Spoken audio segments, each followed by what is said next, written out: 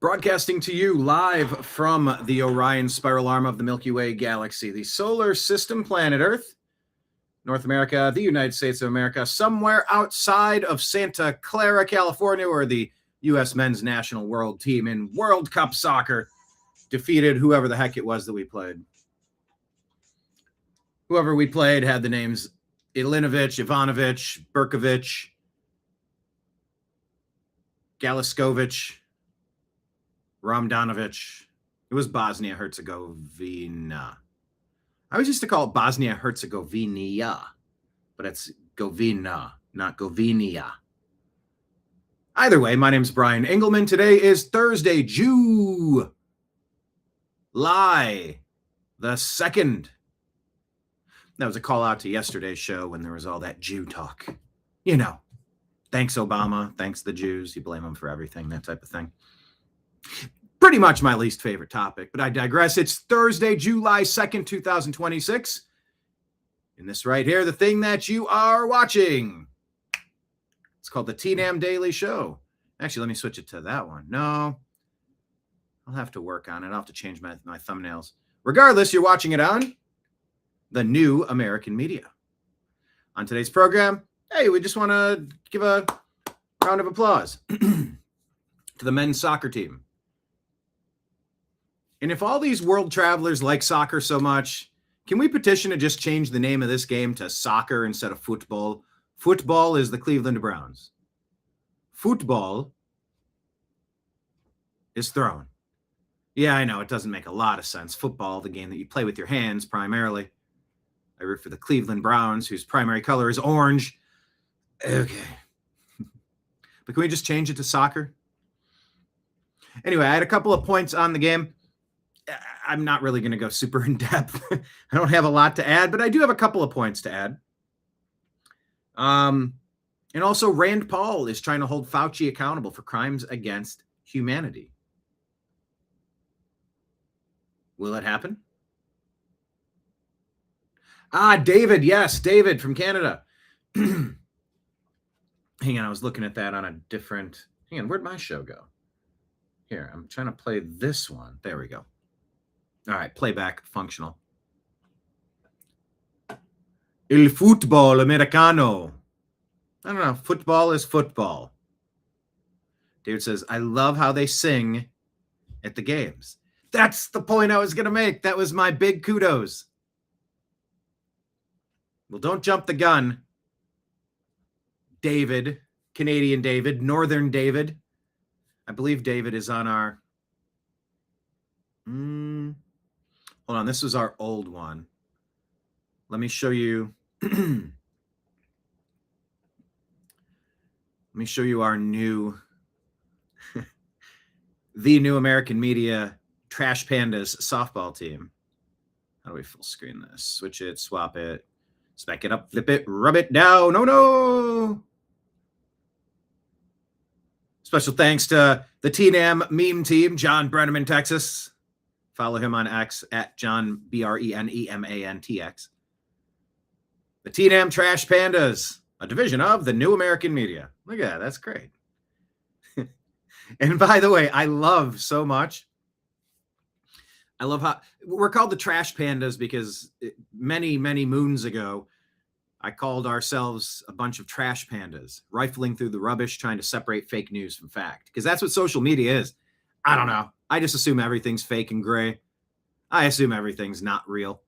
But, you know, we do the best research that we can, and we give you the news that seems to be most accurate.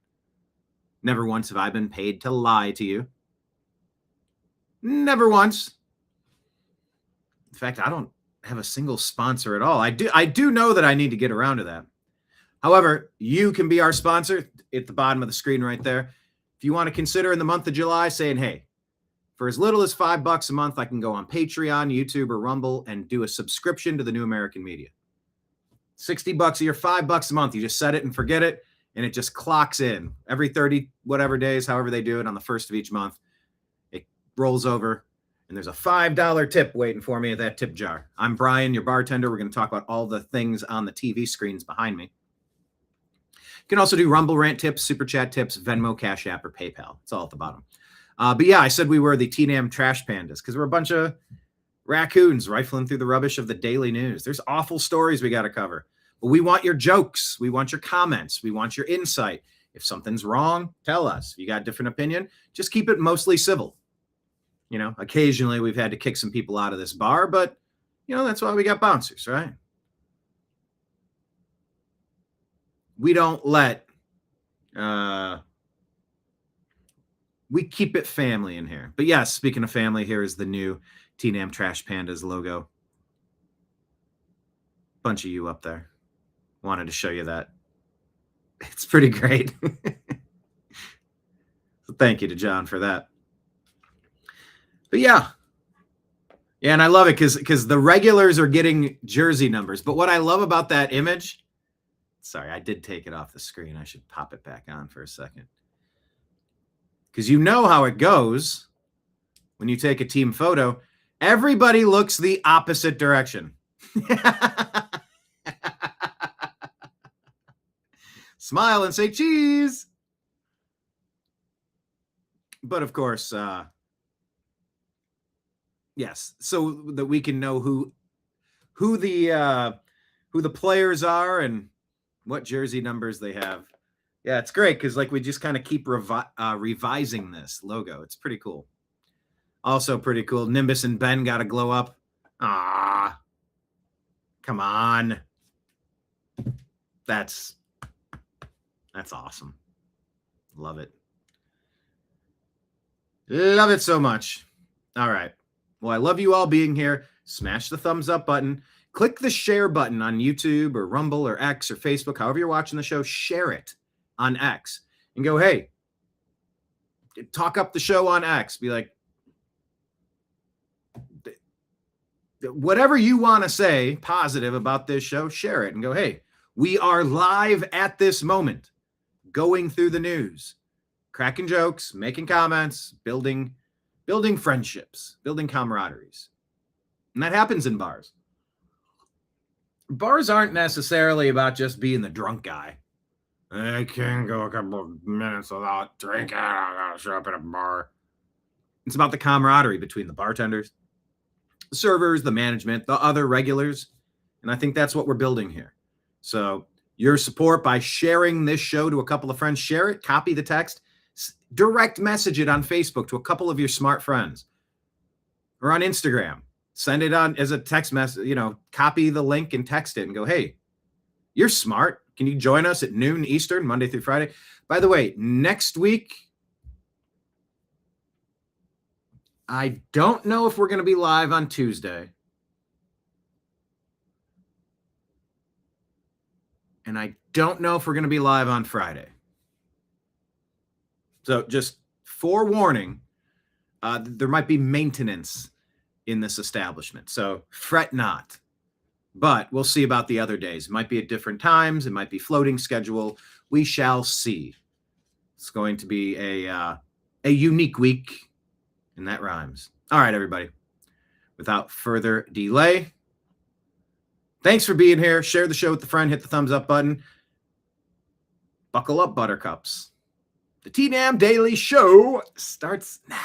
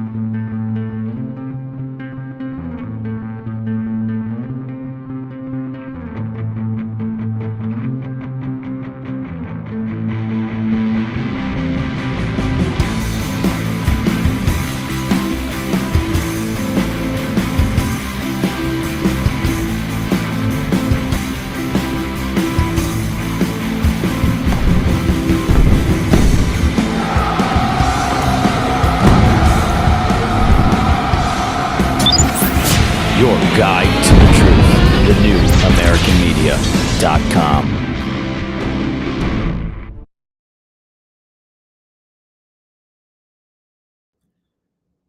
All right. Well, I saw the comment, the TNAM PM show. I'm early. Thanks, Dina. Yeah, that was a bit of a glitch.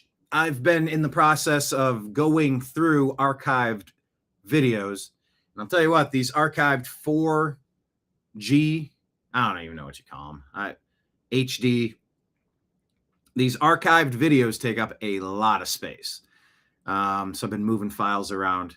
For some reason, the Rumble thumbnail is correct with the TNAM Daily Show. YouTube has the thumbnail as the TNAM PM show, and I can't change it. However, noon is technically PM, so got you on a technicality. I'm like one of those weasels in Congress. Speaking of which, we need a sign of life from Mitch McConnell. Rumors are swirling that he's already passed away. I'm not telling you that he has. I'm telling you that those are the rumors, and we haven't seen or heard from him. And frankly, since we've been seeing and hearing from him over the past year or two, the dude's not well, and there should be some sort of mechanism to remove somebody that cannot function. This isn't somebody like, oh, I got a stomach bug, or oh, I hurt my shoulder, I got to do rehab or do a surgery. It's very different. Very different. Lots of comments flying in here today. Yeah, a lot of comments about the weather. Get out, touch grass, see some sunlight. Had to do the grass yesterday. Woo. Whew, man, for like an hour or two when I was done. You know, because you got to be really diligent about spraying down so you don't get ticks. I mean, out in the, just sweating all over the sunglasses. And it's funny. You'll go like this. Like I can feel the weight on my eyebrows. Usually when I get a haircut, I'm like, oh, don't forget, get the caterpillars. Get the cat. I need a haircut, by the way. I'm like, don't forget the caterpillars. And they'll put the comb up through it and kind of trim them down a little bit because they can get pretty bushy. But you can feel the weight on it. I would put my finger here and go like this and squeegee my eyebrow and it'd be like, just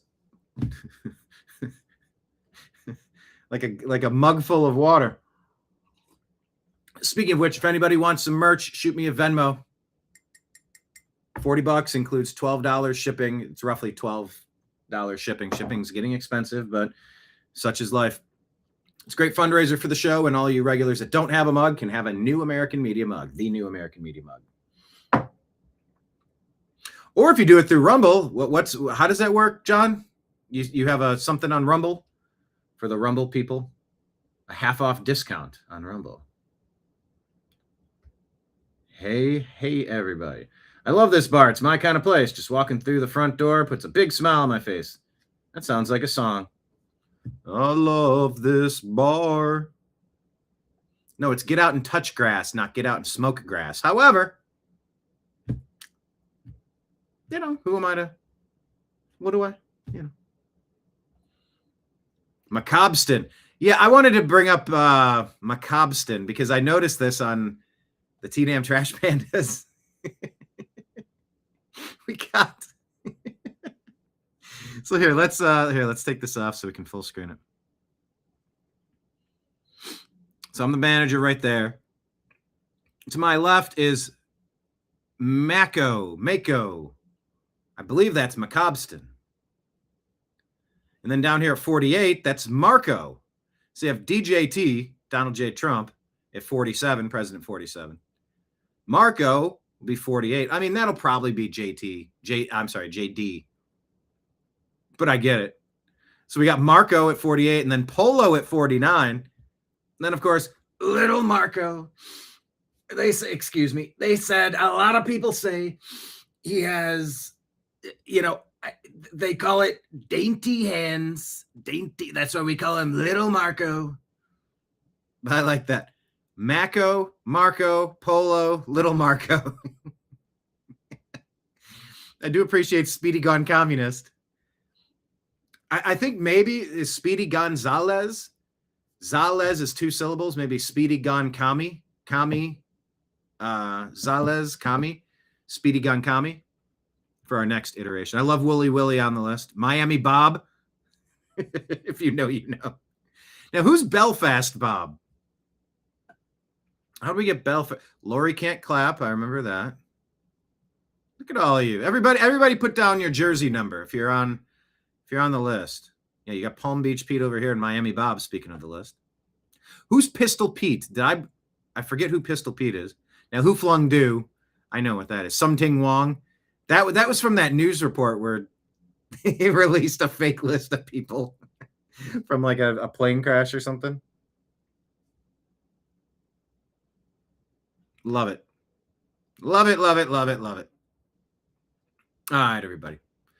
Yeah, a little burnt trimming a tree. I definitely need to do some more hedge trimming, gardening, some more poison ivy removal. Man, that stuff is all over the place, but it's all right. Oh, McCobston got 33. There you go.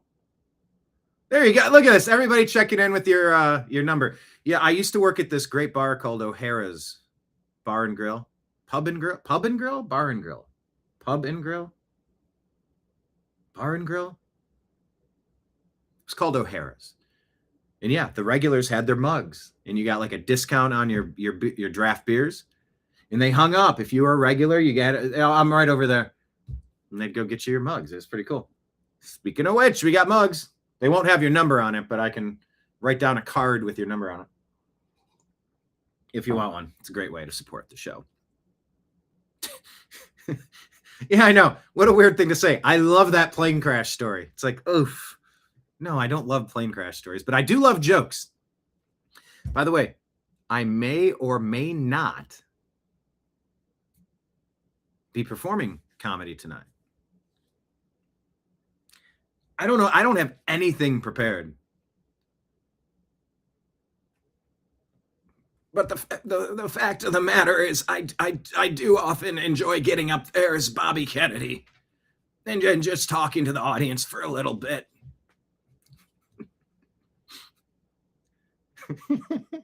It's sort of my go-to. I'm like, I don't know.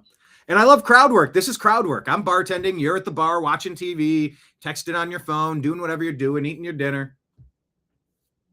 And if you're open to engaging in a conversation, I will try to make you laugh. I will try to get you to think. We will talk, and we'll try to get you introduced to the neighbors. Speedy Go Ticket.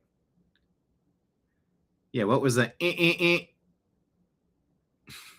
Yesterday we had all the flags from Google. Oh, the update on Google YouTube. So yeah, video from about 12 years ago. God, 13 years ago. I remember where I was when I shot that intro. I was at the Museum of Contemporary Art in Los Angeles, I believe, MoCA. And there was a huge wall of TV screens behind me, and they all had the American flag. Here, let me, is it up here? Let me go to dashboard and show you. View options. It won't take me to the video, though. I can't.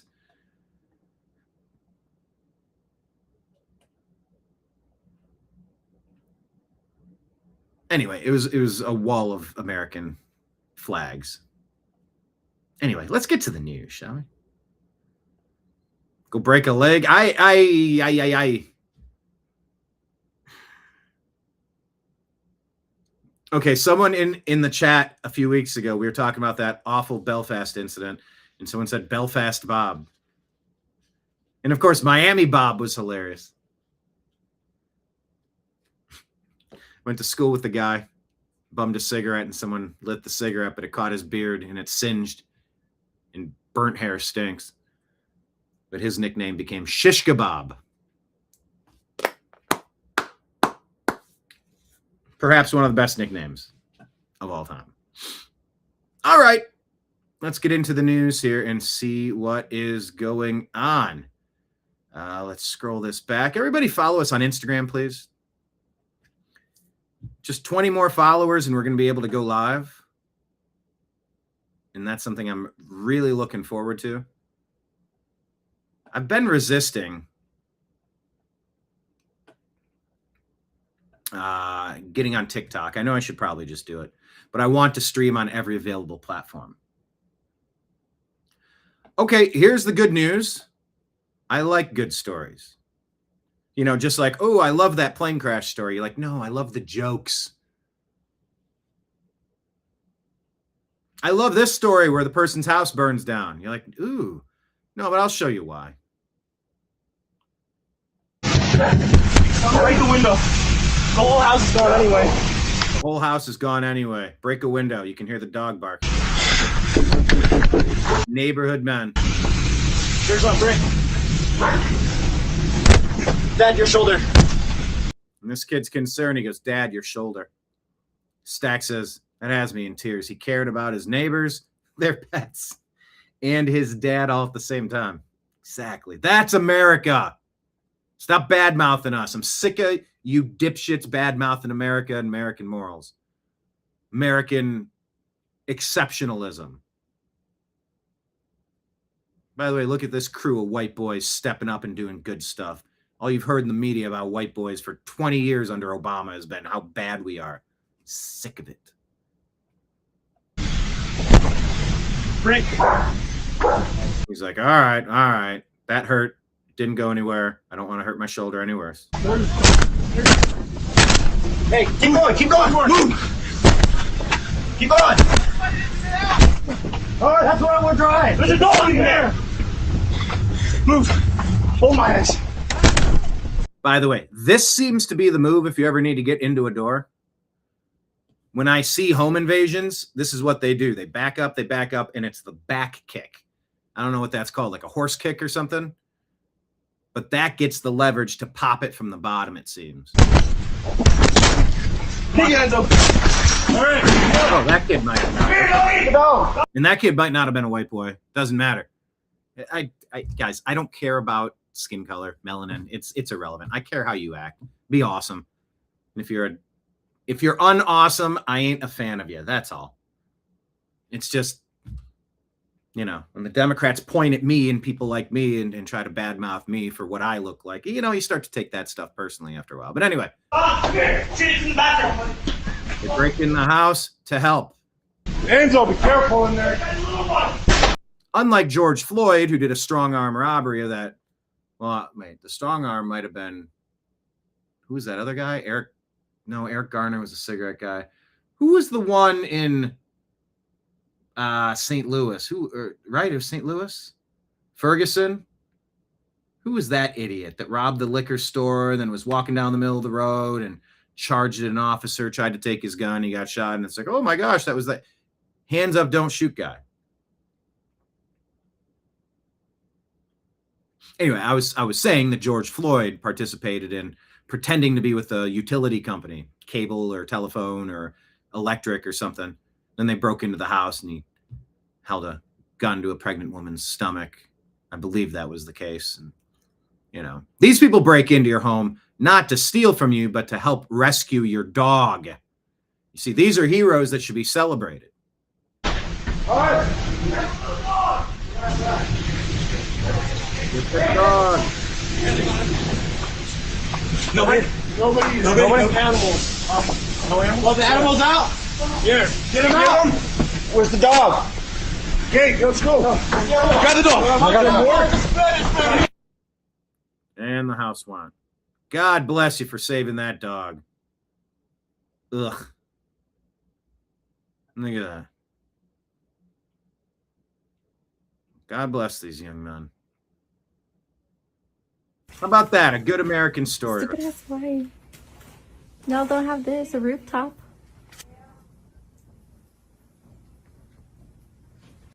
I did. Tell me in chat, question of the day. Have you ever lived in a place that had a fire?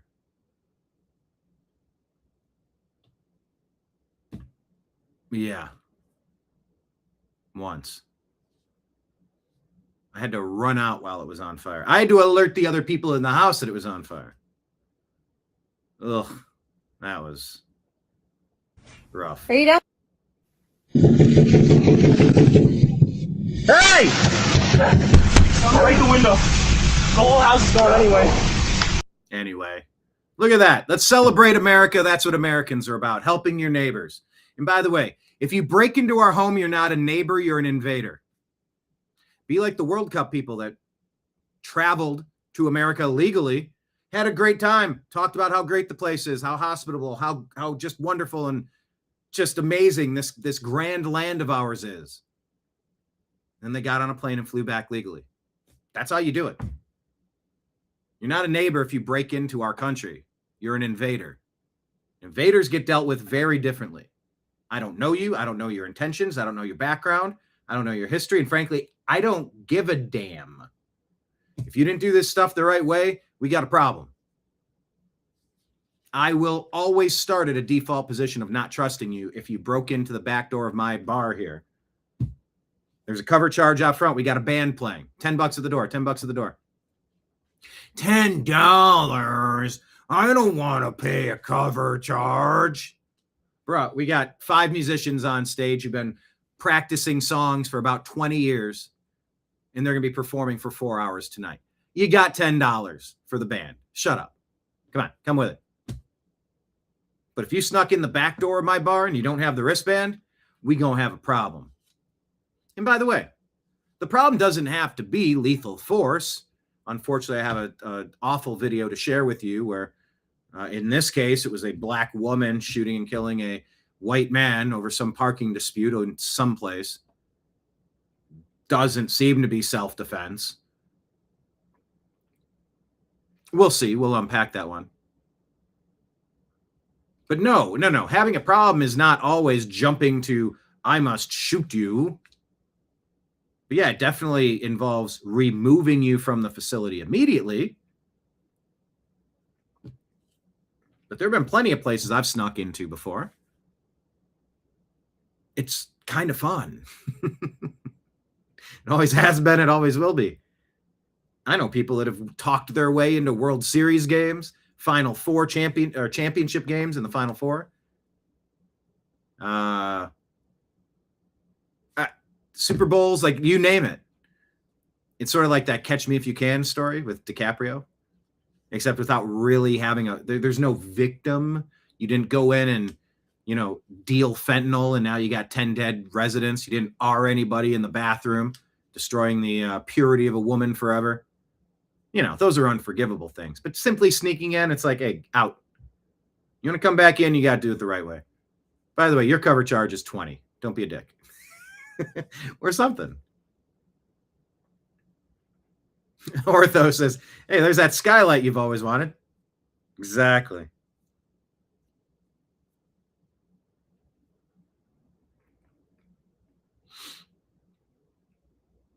Marion, no fires. Dean says those fires out west. Oh, yeah, many animals lost, of course. And in this formerly great state of California. Yeah, lots of wildlife. Mark had a fire. Mom and I went to the movies, came home to a smoking foundation. I was 10. Do you know what caused it? Was it your mom smoking? Oh, that's awful, man. I hope you didn't lose any pets or loved ones. And you got back on your feet. I don't think you're 11, so I guess this was a while ago. Mark says there was one infamous robbery team where one held the other, and the primary used both feet to kick the door down. Yeah, Dean is agreeing. Only do a back kick. I wonder why those are so more powerful. Well, that first one said break the window, and then they threw it, and it busted, but maybe it splintered. A lot of these glass windows and stuff are tempered.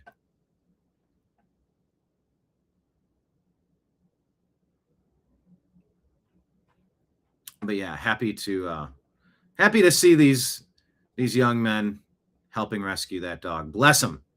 The Venezuela. Now, I'm trying to bless people and help people, but things are getting bad. This story will not go away. I believe I have 2 stories like this in the stack. Venezuela. Where are the kids? Nightmare just got worse. First, they get hit by very strange earthquakes, something their politicians have been afraid of for a long, long time now. And Venezuelan leader Hugo Chavez has once again accused the United States of playing God. But this time it's Haiti's disastrous earthquake that he thinks the U.S. was behind. Spanish newspaper ABC quotes Chavez as saying that the U.S. Navy launched a weapon capable of inducing a powerful earthquake off the the shore of Haiti.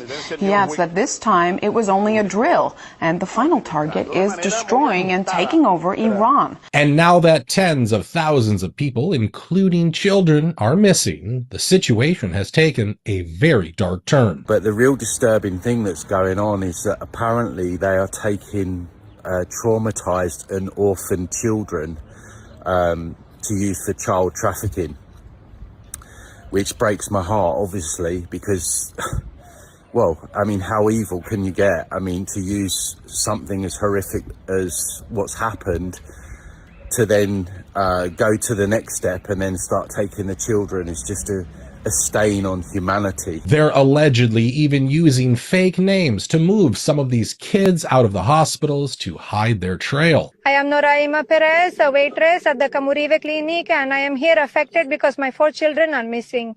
My daughter Aranza Lopez was taken out alive, but they took her out with a last name that is not hers. Aranza Vergara appears in Social Security. I have looked for her in all the hospitals in Caracas, and she does not appear where they transferred her either. So first, they get hit by a very strange disaster. Then the kids start going missing. Where did we see that before? I don't know. I wish yes, I knew you the do. How many children are missing? You know. I knew the answer to that. I would be happy to answer that. You have no estimate as to how many children are missing? I guess we can end this right now if you guys want. Sorry, this is one of the biggest questions that the people of Lahaina have, but you don't want to answer. It always takes 1 or 2 to ruin it for everybody. Please, this is our only well, we can say that about you. You ruined it for everyone. You're welcome to say it. You're the media. You can say whatever you want. You're a disaster. The Venezuelan nightmare just got worse. First, they get hit by very strange earthquakes. You need to know what people are reporting. Not sure the extent, not sure the validity. But good Lord, that is some terrifying accusations. Those are some terrifying accusations. That's the proper way to say that. Tragedy brings out the best in people, and it brings out the worst in people. The Venezuelan. Be careful. Valentina Gomez reporting about this bad story. GB News, a French man charged with the M of a girl, 2 years old. No, that's a kid, an infant. And the R of a child under 13 in Surrey. Valentina Gomez wants to correct this headline. There was no French man. This was an African rapist and murderer. That African R'd a 2-year-old to D and R'd a 13-year-old. The media is part of the cover-up. R'd a 2-year-old to D. No, it's not a French man. It's an African, according to Valentina Gomez. I can't confirm it, but I can confirm that Valentina wants to set the record straight on GB News, because this is how stories and narratives are used against reality to continue policies that keep allowing invaders to come in and brutalize your people. Resist that. All right, GOP Representative Chip Roy on the 14th Amendment situation. I've gotten to know Jocelyn Nungray as a dear friend, or her mother. I'm sorry, I don't think this is the 14th Amendment situation. I apologize. I believe this is the hearing on in Congress about the angel parents, the angel mothers, the angel fathers who have lost their children who were R'd to D, grape soda'd to Bethany. It's so stupid that I got to use code words on YouTube. By the way, subscribe to us on YouTube. Don't worry, there were plenty of Democrats that said, I have better things to do than attend this hearing. I don't want to hear how illegal alien invaders are brutalizing our citizens. The Democrats hate you. You should hate them enough to vote against them and get all of your friends to vote against them forever. Yeah, Leanne, I believe they were referencing that in that video a little bit about Lahaina Same thing happened, missing kid accusations as well. It's just the worst. It's just the worst. So here's Chip Roy. I know people have a problem with him from time to time, but he seems to be right on this one. Alexis Nungray is a dear friend for the loss of her daughter, Jocelyn. We're well advised of Laken Riley. We're well advised of those who have lost loved ones, Kayla Hamilton and many others, and we're hearing more here. And you're right, Ms. Gorman, we can't have enough. We can keep having hearings and keep allowing these people to put the pictures up of the people who have been murdered because we allowed our borders to be used as some sort of plaything. And now today, the United States Supreme Court manufacturing out of thin air a complete abomination of a ruling by the Chief Justice suggesting that you can simply become a citizen from being born on dirt, thereby validating the abhorrent practice of baby factories and moving people here to be born to be able to become a citizen, leaving us. Mm-hmm. So in 35 years, you can be governed by an illegal alien foreign invader, Manchurian candidate. What do they say? If you want to plan for a year, grow rice. If you want to plan for 10 years, grow trees. If you want to plan for 50 years, grow men. Something like that. We will be conquered and rotted from the inside out. Wasn't it Lincoln who said that we'll never be destroyed from without? If America ever falls, it will happen from within. I think that's how they said that. I have stories upon stories about birth tourism, having had unique access to the PICU, the NICU in Los Angeles at a place. Now, I don't mean I'm sitting inside, but I know what's happening inside of these places. Birth tourism. I've talked about it for years. It is awful. It is rampant. It is being abused. And until we change it, they're going to keep doing it. Oh, yeah. Who do you mean they? Any.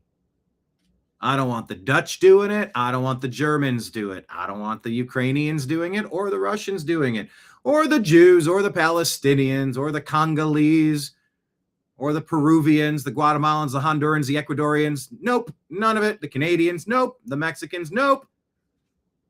The Greenlanders. Nope. I don't want anyone doing it. But it is rampant. It's under no choice but to do what we must do to say, pause immigration. Just stop it.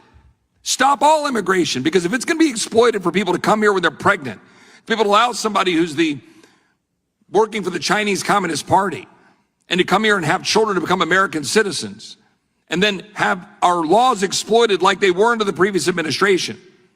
It is why this Congress should act to pause all immigration. This Congress should act immediately to codify what the president has been doing to close the loopholes under asylum and parole, the catch and release policies, and to codify those that a future Biden and Mayorkas administration cannot do to the American people what these radical leftists did to the American people.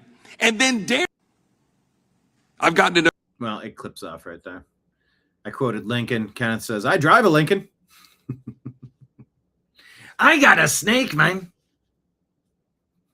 Remember that Adam Sandler CD, that comedy CD? Do you want 2 CDs?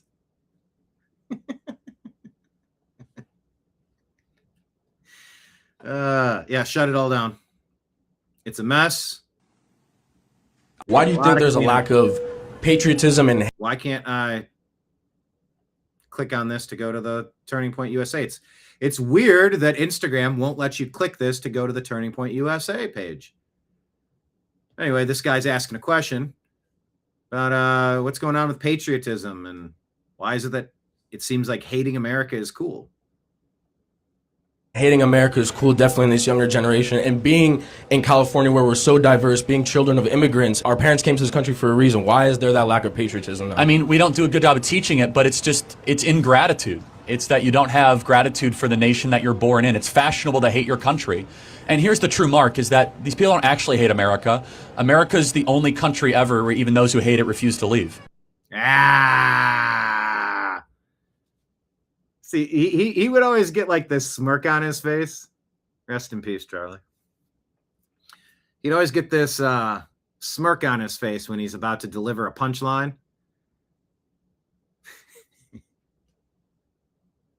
My Lincoln holds more than 2 CDs. Do you want 2 CDs? But yeah, being a politician or being a pundit or a commentator, you often look for the punchline or like the simple answer. America, no. America's the country that's so great, even the people that hate it refuse to leave. Well, do you really hate it if you refuse to leave? It's a great point. Lots of nuggets of wisdom from stuff Charlie would talk about. Now, All right, so the WNBA has been bitter and jealous, the players, the league. They left her off the 30th anniversary poster. Somebody claimed it was over a contract dispute with Nike and not licensing. I think it was Nike and not licensing her name, image, and likeness from the shoe company. Has exclusive rights, so they couldn't put her on the poster. It's like, oh, stop it. It's your number one star in the league. You get her on there. Was anyone even asked? No. I think you got a bunch of bitter, jealous people who are like, why is Caitlyn so popular? She's new. She's not the best. We're the best. Promote us. Yeah, she's selling tickets, you dopes. If Tiger Woods is selling more tickets to boring PGA, those golf tournament paydays are going to get bigger for everybody. A rising tide raises all boats. A rising tide raises all boats. But dopey communists, Marxists, haters, racists, they don't get it. I don't recall anybody in the PGA really digging their heels in hard to stop Tiger Woods and trying to hurt Tiger Woods. Well, golf isn't a contact sport. Yeah, there's supposed to be some physicality in basketball, but it's not supposed to be roller derby. It's not supposed to be rugby. And they're gouging out Caitlyn Clark's eyeballs. They're knocking her to the ground. They've injured her knee or her leg. Like, she missed damn near what? A fourth of the season, a third of the season, half the season last year. Ticket sales are double every time she's in the room. But they're bitter and angry. And she's a white and she's a straight. And there's a lot of angry black lesbians in the WNBA. And you cannot help but look at what's happening here. So counterproductive to the success of the league. Nobody's saying, oh, Michael Jordan has the ball. Go ahead, let him score. Let him score. In fact, the bad boys in Detroit, they were very physical to the point of clotheslines. And once again, hey, Bill Laimbeer, and yes, that felt like there was a racial component, did it not? Big, burlesome white guy just slobbering with his ham hocks of the arms just blasting into somebody. And it's like, you don't want to see Michael Jordan injured. You want to defeat him and play tough defense, but it's felt personal. It seems like the players have been offended that Caitlyn Clark's been so successful. It's petty. It's jealous. It's vitriolic. It's, like I said, counterproductive, and it feels racist. So the lady that, I played you that slow motion clip where that lady was on top of Caitlyn Clark, and when she looked down and saw that her hand was on her throat, she pushed even harder and smiled at it. Frame by frame by frame, we watched it. Well, here's this lady. What's her name? I don't watch this crap. Whoever this lady is on MR, what is this? Is this ABC News? The woman who throat punched Caitlyn Clark, named Alyssa Thomas, shoved her fist into Caitlyn Clark's throat. Well, of course you don't. Women believe all women, right? Believe all women. You don't want to see Caitlyn Clark getting abused. There's no place on the basketball court for throat punches. We all know that. We said that for Bill Laimbeer. You can't clothesline Michael Jordan, you dumbass. Oh, look, that's me calling out a white guy for a violent act against a black dude. Yeah, because I don't care what you look like. I report your actions. I mean, I don't know how many times I need to say that. I guess I need to say it as many times to point it out so that more people can stand up and start saying the obvious out loud without fearing, oh, no, I don't want to get in trouble for saying that. For saying what? Water is wet. Sky is blue. Anyway, obviously, ABC, ESPN, Disney. That's the company there. ABC, ESPN, Disney. You know what they've been pushing, right? So obviously, we're going to stand up for Caitlyn Clark. Believe all women. We don't like that she's getting her ass kicked out there. And we got to support her, right? When Alyssa Thomas shoved her fist into Caitlyn Clark's throat. Now, the fallout from the WNBA incident involving Caitlyn Clark and Alyssa Thomas. Incident. Thomas, who was a 6-time All-Star for the Mercury, says she has received death threats after she appeared to push her fist into Clark's throat in a recent game. Appeared to or did? No, she did. And Caitlyn Clark is, she's exclaiming in pain as it's happening. Appears to? Incident? You didn't mention how many times Caitlyn Clark is an all-star. You're trying to go to bat for this Alyssa Thomas. Brandon Alley is here with this story. This is getting a lot of attention. It's getting so much attention. Alyssa Thomas says this was a complete accident. She says she didn't mean to do this, but now... Well, it's weird because the frame-by-frame slow motion that I played over and over, I had to stop and ask, did somebody take the actual incident and put it through AI? Because her mouth, this Alyssa Thomas, it grins into the Joker grin. And you see her shoulders and forearms. You can see them flex as she pushes even harder as she grins. I didn't invent that. In fact, I thought it was AI. It felt a little too, as Scott Adams would always say, it felt a little too on the nose. Come on, that didn't happen like that. Someone, it's like you see a Michelle Obama clip and you go, I mean, is that really a bulge? Did somebody fake this? Is that really her? Is that the actual footage, or does somebody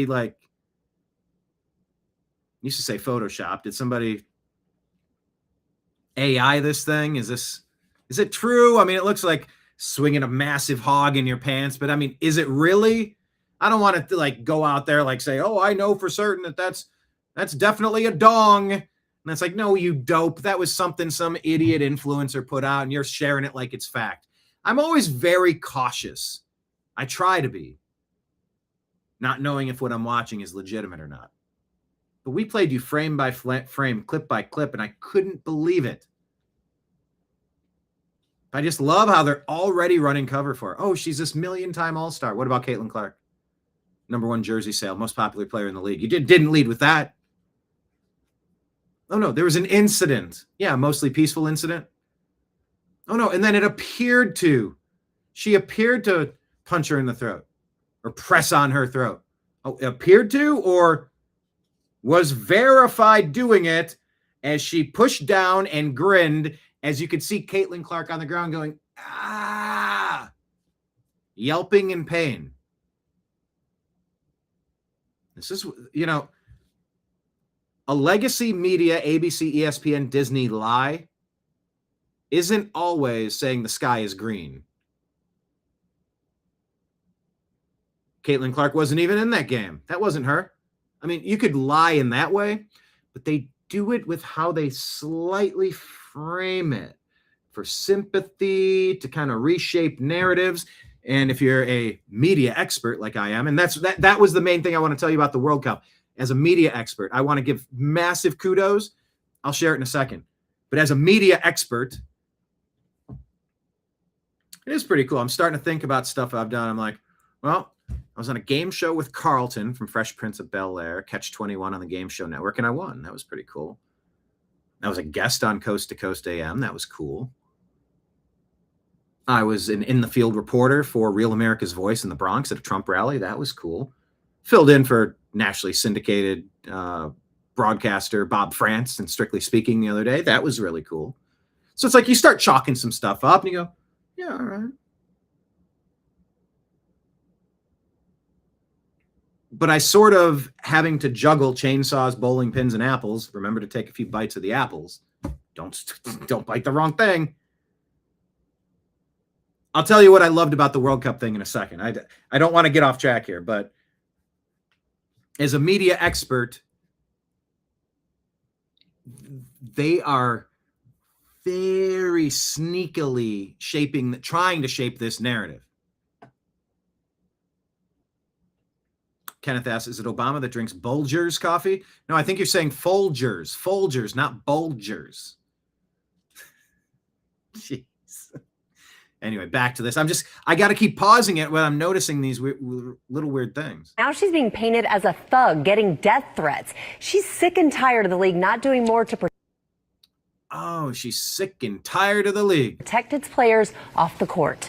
Ah, ha, ha. Now she's the victim. Classic. I throat punch the most popular player in the league, but I am sick and tired of the league not protecting Caitlyn Clark from my abuse. I mean, from me having negative feedback for the consequences of my dirty actions. No, I do not justify nor encourage D threats. No, I don't. No, I don't. However, Alyssa Thomas is sick and tired of the WNBA not protecting the players. No. What we've been screaming for about 2 years now, 3 years. How long has Caitlyn Clark been in the league? WNBA, why don't you protect your number one player? And I'm at the point I say she should leave the WNBA, start her own league, and have referees that are going to actually use the whistles. We don't want to watch a bunch of women throwing elbows and gouging eyeballs out of other players. You see it with Caitlyn Clark over and over and over and over. Oh, yeah. Who's the real victim here? It must be the lady that started this. This morning, WNBA star Alyssa Thomas. I'm sorry. The victim in this, wasn't that a WNBA star? They're not even mentioning Caitlyn Clark's name. Just like the 30-year anniversary of the WNBA, a league that's lost money every year it's been in existence, and it's almost fully subsidized by the NBA. They're not even referencing the number one player. Still. Blasting Commissioner Kathy Engelbert after Alyssa says she received death threats over this incident with Caitlyn Clark. There's a difference between trolling and there's a difference between hatred. There's a difference between trolling and difference between hatred. Sure seems like there's a lot of WNBAers who have a hatred for Caitlyn Clark. You're mad that she's so popular, but she's white. You're mad. Oh, so it's one of those straight girls, huh? Or how about this? Take that all off the table because that may or may not be true. I obviously admit that. I don't know entirely what's in the hearts of the people who have been trying to seemingly ruin Caitlyn Clark's career by blowing out her legs or gouging out her eyeballs, because you've seen this over and over and over and over again. One of the reasons why Sophie Cunningham now has the number 2 selling jersey, she points her fingers at the other, and she will knock other players down. She's a bit of an enforcer. You come at Caitlyn, I'll rough you up. The NHL has that. You go after Gretzky, you're going to get slammed in the wall. You're going to have to fight somebody out there. Like, you can't allow your best players to get destroyed on the field, on the court, on the rink. Oh, but there's an outrage against the commissioner for not protecting the lady who throat punched the number 1 player in the league. Got it. Difference between trolling and hatred. Seems like the WNBA has a lot of hatred for Caitlyn Clark, and it's weird. She needs to leave that league immediately and do her own thing. Join Ice Cube's league. Start her own league. The hatred that we're experiencing over a play that honestly was a complete accident. The play happened at last Wednesday night's game between the Phoenix Mercury and the Indiana Fever. Clark at the bottom of a scramble for the ball. At one point, Thomas appears to push into... Appears. She's still saying appears. That's a clenched fist. I don't think I can make this any bigger on the screen. It's a clenched fist. Clark's neck. Ooh, following a and you watch her screech out in pain. Ah! I'm sorry. Does that appear to be? Or it's literally what happened?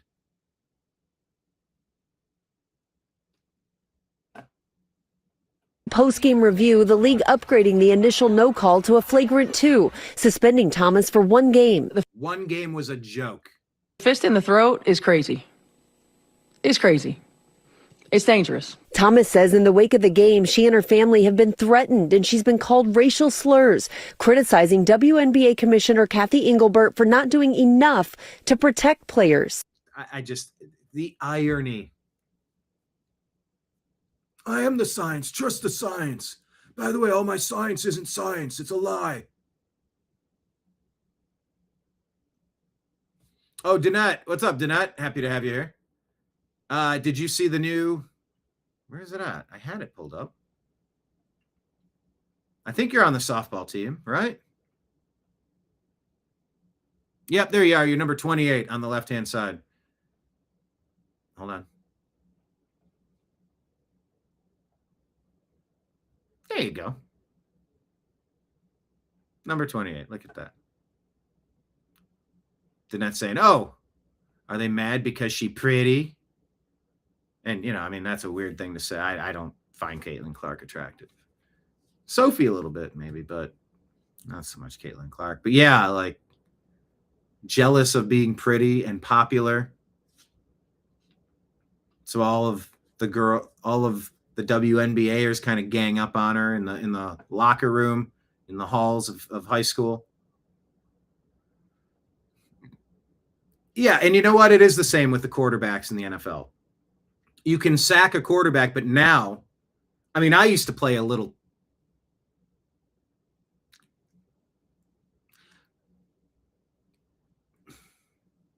I actually want to go back and watch some footage. I have several games saved, and I should clip it to like some of my highlights. That'd be awesome. But I played aggressively. I played with explosiveness. Can't really say I played with violence, but now if you sack a quarterback, when I would get someone, I would let them know. Bam, you're in the ground. Now, if you take your body weight and land into a quarterback, that's an unnecessary roughness. You have to drop them and keep your body weight off them. Because if your shoulder explodes, now you don't have a quarterback. That's the one that went through all the training camp, all the preseason. They've been paid $80 million a year. Now they can't throw the ball. They can't score touchdowns. And the fans are going to be like, this sucks. So they don't want their quarterbacks injured. You can still sack them, but they don't want to see them injured in the process, you know? My robot is damaged. Oh, the iron knee. Anyway, just this whole story is ridiculous. They're mad at not protecting the lady. And what was the other comment? You said her knee was in... Thomas's knee was on her stomach too. And I played you. When she looked down and saw Caitlyn Clark there, you could see her hand extend into the throat. You could watch Caitlyn exclaim, and she, like this smile, yeah, you like that, don't you? Like a Pakistani Islamic supremacist brutalizing a white British girl. You know, 250,000 times per those reports. You get some sort of pleasure out of taking out some sort of anger or aggression on a white person. Or somebody you don't give a damn about because you don't care about anybody. Doesn't have to be racial. But we played the slow-mo. You know, there's part of me that could say, hey, look, you dive at a football, you dive on a basketball, anything can happen, slow motion. I just mixed in with the smile. I'm not buying any of this crap. This cover that ABC is trying to run here. Now the fallout from the WNBA. Anyway, they just reset the story. But you tell me, am I taking this too far? Agree or disagree?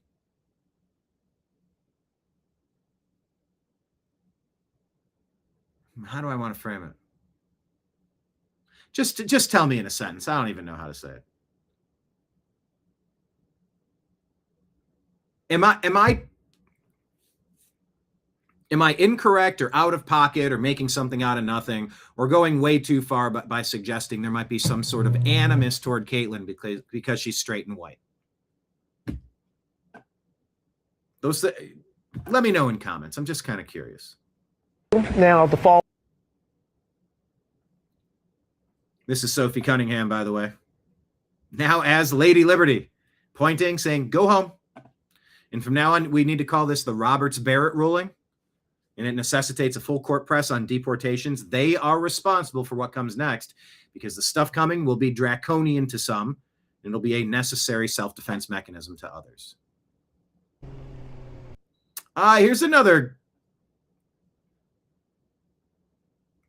tug at the heartstrings kind of story.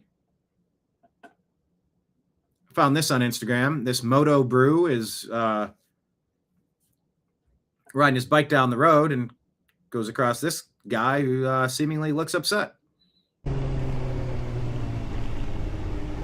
You good, buddy? I'm not having a good day, man. You're not having a He says, I'm not having a good day, man. good day? Just careful on the road, eh? He says, I hope I get run over. Think he's okay? I don't know. Yeah, I'm gonna try to talk to him a bit more, but I might call police. I'm gonna call non-emergency. Okay. Are you okay, man? You want a hug or something? Could I give you a hug? Come here, man. What's going on? Give me a hug. Give me a hug. It's all good, man.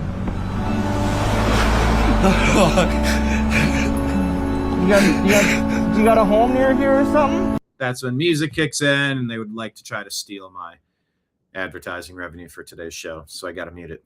By the way, speaking of which, you can drop a Rumble Rant tip, a Super Chat tip, Venmo, Cash App, or PayPal, or consider becoming a monthly sponsor on Patreon, Rumble, or YouTube. But this guy saw this guy in distress, and he's like, hang on, brother, you okay? And he's like, I hope I get run over. It's like, yeah, you're walking in the middle of the road. So he pulls his bike over. He's like, come on, come over to the grass. And they sit in silence and tells him about what's going on. And then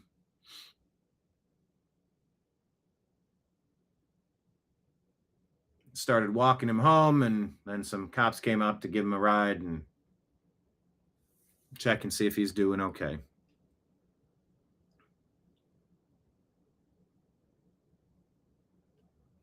Kenneth asks, quarterbacks, are they the ones that make change at the arcade?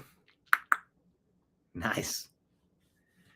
Dina says, Caitlyn saw the devil. She saw the Joker. I saw that, man. We all watched that. I mean, her face like morphed.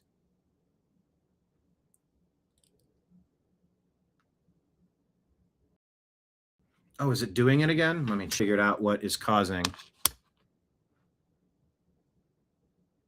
Yeah.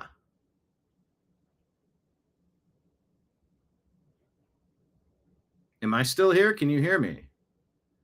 Everything appears to have frozen a little bit.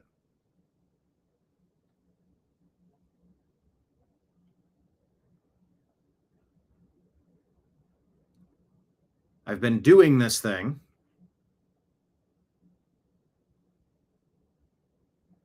where I'm not leaving the computer plugged in, and when it gets to 5%, it stops like rendering video to preserve battery life. Okay, now everything is kind of glitchy and weird.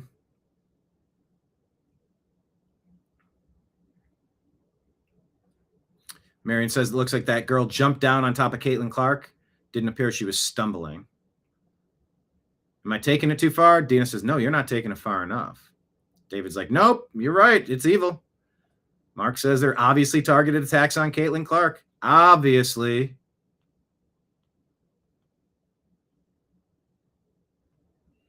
Yeah, hugs are us.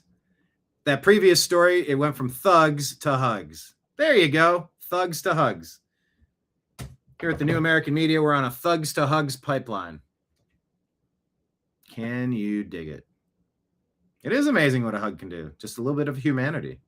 Yeah, he does look like a cow. I think that's the intention. He's in a cow costume. And the name of his page is called Moto Brew. Like brew, like beer? I don't know. But absolutely, Kenneth, he's doing God's work. Like, is there something, anything we can do to do God's work? I left extra water out for the animals yesterday in 2 locations. It's, damn near in the hundreds. Went into the garage. It was 112 degrees in the garage. Are you kidding me? Anyway, that was a nice uplifting story I wanted to share with you. Is Instagram going to freeze? Okay, I think it's frozen. Let's try it again.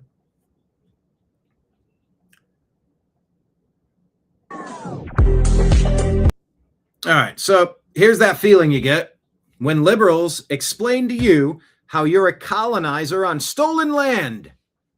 How many teachers fed you that line of claptrap over and over and over and over and over and over and over again? A bunch. And the media and the Democrats, right? I'm sorry, I repeat myself.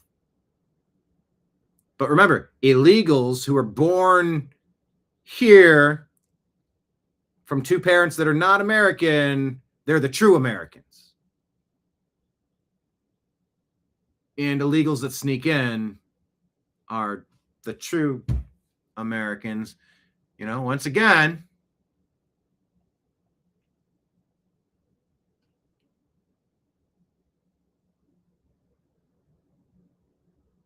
stop me if you've heard that one before.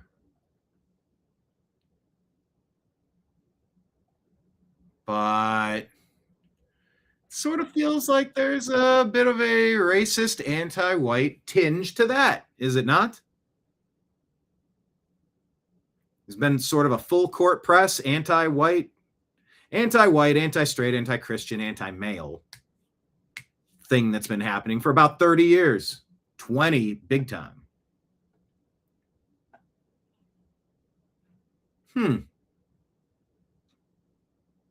So European descending settlers, stop calling them colonizers,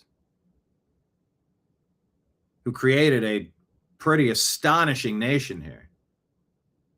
They're the bad guys always. Okay. But yeah, remember, you're a colonizer on stolen land, but illegals born here, they're the true Americans. Make it make sense.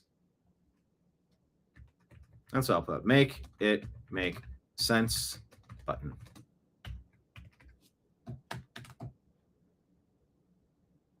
Okay, then. Dr. Gator, Dr. Joel Gator says health and...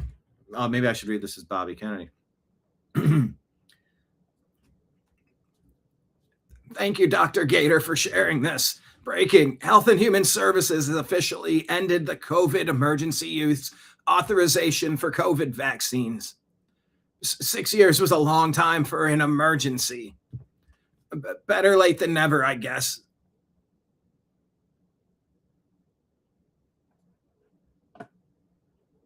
Okay. Rand Paul going after Fauci. Go get him, Dr. Paul.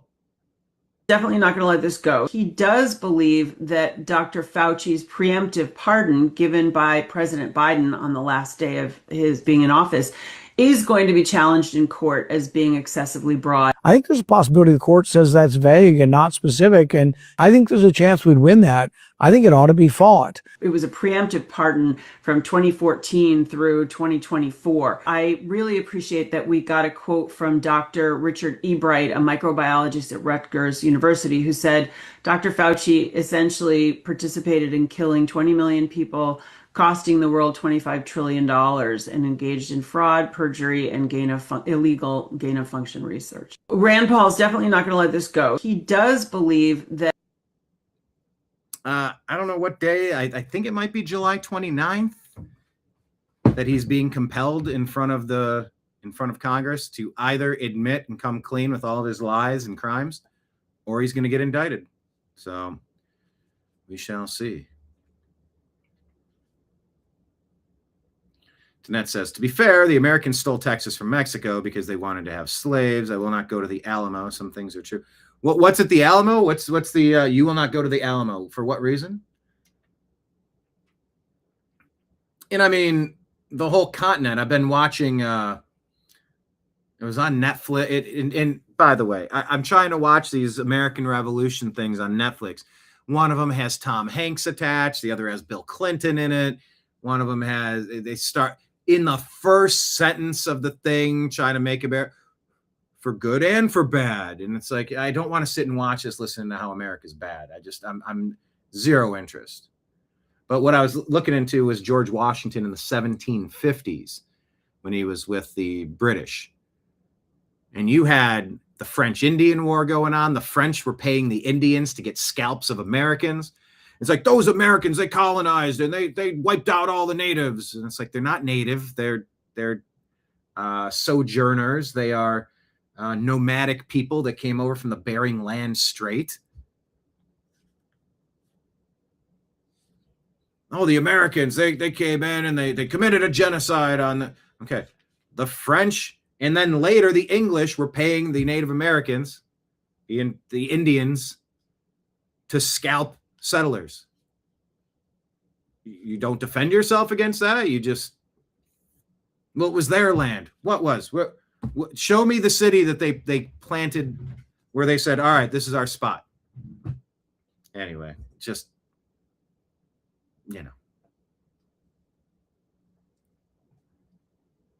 But yeah, I mean, it showed at Fort Duquesne in the 1750s. It was contested. Washington had to pull the retreat. Then they went back and took it. And then it's just showing the map of this and how like this was French Canadian territory. And after that, the French went back up to basically the border on the Great Lakes of Canada. Like the continent has always been shifting.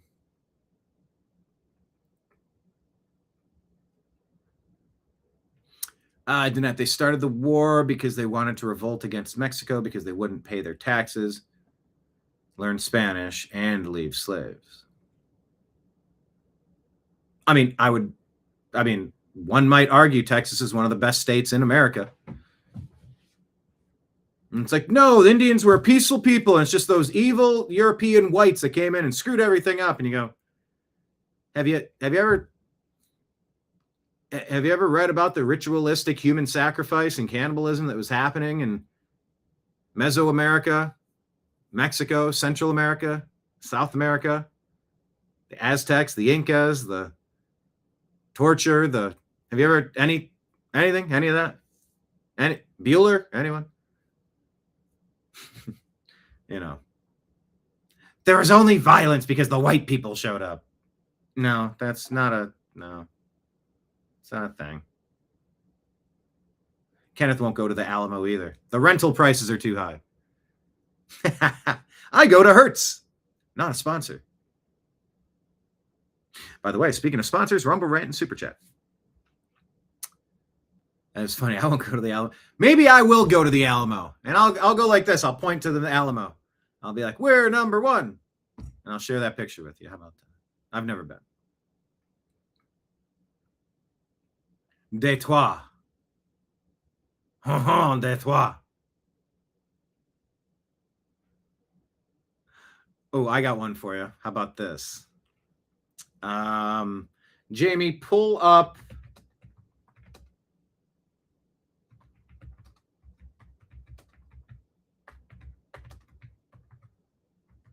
Since we're talking about Indians and America, you're talking about pronouncing Détroit for Detroit? Wait, if Mexico kept Texas and California, their economy would be different? We wouldn't have Texas in California as we know it. They wouldn't build that. Look what they did with what they had. Just saying. The Inca, the Dinka, and the Do. Oh my gosh. You have not been around so long, we forgot to put you on our softball team. Everybody say hello to Unholy Hoax. Wait a minute. Hold on.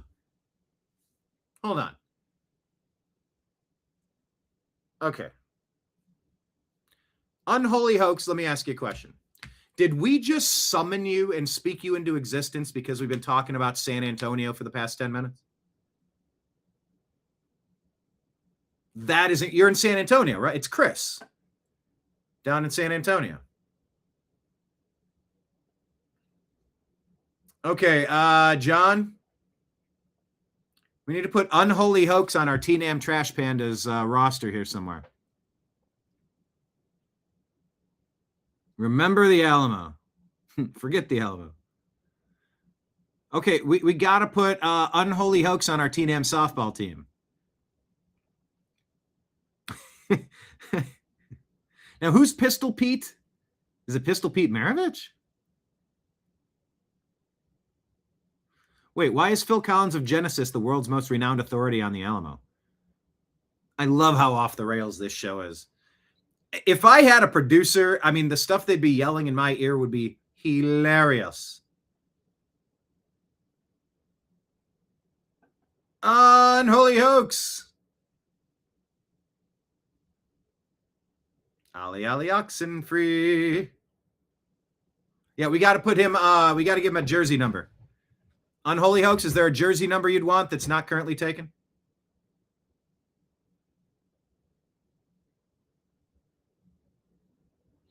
Oh my gosh, Danette says make softball shirts with our names on them. Oh goodness. I mean, that's the obvious conclusion. That's obviously where we're headed with this, right? Oh, geez, that would be awesome. Have to put our TNAM logo, the New American Media somehow. Danette, you have caused a derailment here.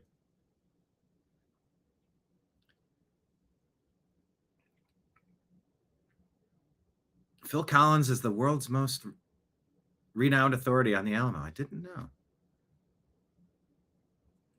Unholy Hoax. Do you ever give tours to people in San Antonio?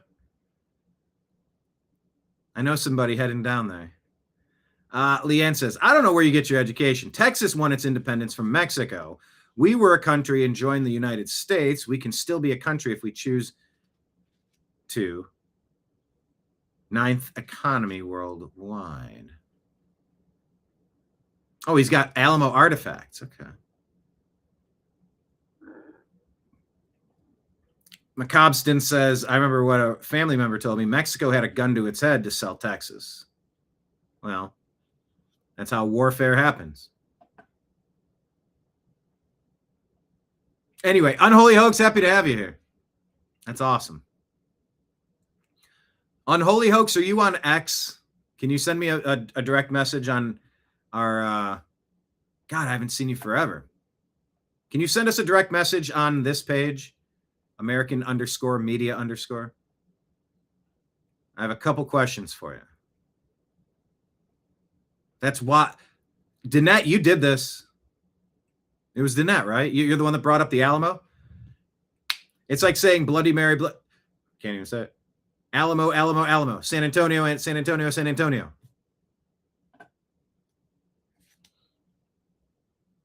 Danette says there's two sides to every story. I'm Mexican, so...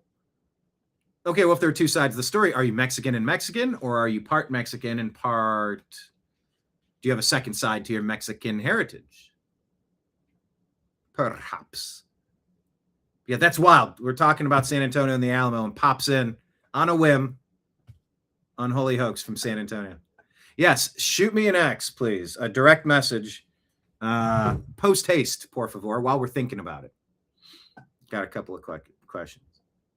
Giggity, giggity. All right, can we get back to this? We're talking about how Fauci needs to be tried for war crimes. So Rand Paul is definitely not going to let this go. Go get him, Rand Paul. Oscar Blue from Caracas, Venezuela, breaking and aggravating. More reports. And now, see, there's something with Real America's Voice. Instagram Meta is discriminating against sharing the Real America's Voice content. Second clip, you can't click on it to take you to their original page. Oh, that's some bullshit. I'm trying to click this to get there and leave a comment. Oh, fuck you, Instagram. Venezuelan forces are reportedly disappearing rescue workers, too. Aggravating news. So they're saying children are being disappeared and rescue workers are being disappeared. What in hell is going on in Venezuela? Rescue groups, one well known right now worldwide as Los Topos from Mexico, 4 individuals have disappeared, and another rescue group from El Salvador also has disappeared. Apparently, civilians who have participated with these groups in La Guaira, Venezuela, trying to rescue individuals underneath the rubble and underneath the concrete. They have reported that the National Police of Venezuela and also the National Guard were the ones that took them away, and they don't know their whereabouts. Also, there has been reported that multiple rescue groups have been taken to several locations as outside of the penitentiary, and they have been feeding them only rice with sardines. To make things matters worse, on the west side in the central parts of Caracas, on a park that is known as Parque del Oeste, there have been several reports of children being abused by adults. This is a reality. Children have gone missing after the earthquake. Imagine abusing a kid that just lost everything. Special place in hell. You string them up in the middle. Like, you just, man, do you need to make an example out of those monsters? Of the 24th of June. The only way you can share Turning Point USA or Real America's Voice or Charlie Kirk stuff is if somebody else shares it. Screw you, Instagram. Screw you so hard. Anyway, this post allegedly attributed to Charlie Kirk, which may or may not be his actual words, but this seems to track. He said, imagine if a pregnant lady broke into your house and she had a baby in your living room. Then she says she now has a legal right to stay in your house forever. That's how insane it is granting birthright citizenship to illegals. I agree. America's midfielder. Ah, yes, America's midfielder. America's midfielder, Malik. And I don't think I can show you any of this without them pulling it for copyright infringement. That dude, I was watching the game. I'm rooting for America. I'm not really a big hockey fan, but I wanted to see Team USA win in hockey. We did, and it was glorious. It was great. Have we never won a World Cup? I heard we've only been out of the Sweet 16 once. That is embarrassing. We're America. Let's win this thing. But our best player, I forget his name, something unusual. 2 players jumped up, and when he came down, his cleat got the back of his leg and then got his ankle on the other team. And they gave him a red card. I'm like, what's a red card? I don't know what a red card is. That guy couldn't play in the game anymore. You're like, ah, crap, that sucks. And you're like, well, the U.S. will be down a player. Down a player? Yep. Well, for how long? The whole game. The whole game? You don't get another player to sub in after 2 minutes, like a power play, like in hockey? Nope. He's out the whole game. Well, this penalty kick made it 2-0, and it was a darn good thing that they did, because down a player, the other team's going to be on offense most of the time, and it's a rough situation. That goal was huge. And I'm like, well, okay, glad we survived that. At least we're getting this guy back. Nope, he's suspended for the next game. And most of the commentators will tell you it was a garbage red card. I watched it. It just looked like 2 people going up for a ball, and then they landed, and one landed a little bit more awkwardly. Some would say that's what happened with Caitlyn Clark, except I didn't see the Team USA guy intentionally try to injure the other player. That's what red cards are supposed to be used for. This was just a physical play. Some might argue that WNBA play was just physical, but I didn't see it that way. But I want to give a massive shout out. I believe her name is Rebecca Roth. At the end of the game, you heard it. Players are celebrating. They got the on-camera or on-field camera crew. People in the audience are doing their thing and cheering. And then over the loudspeakers, West Virginia. What are the words? As I go to Grok, I remember a storyline I started saying a minute ago and I didn't get it back to. You told me about how to pronounce Detroit.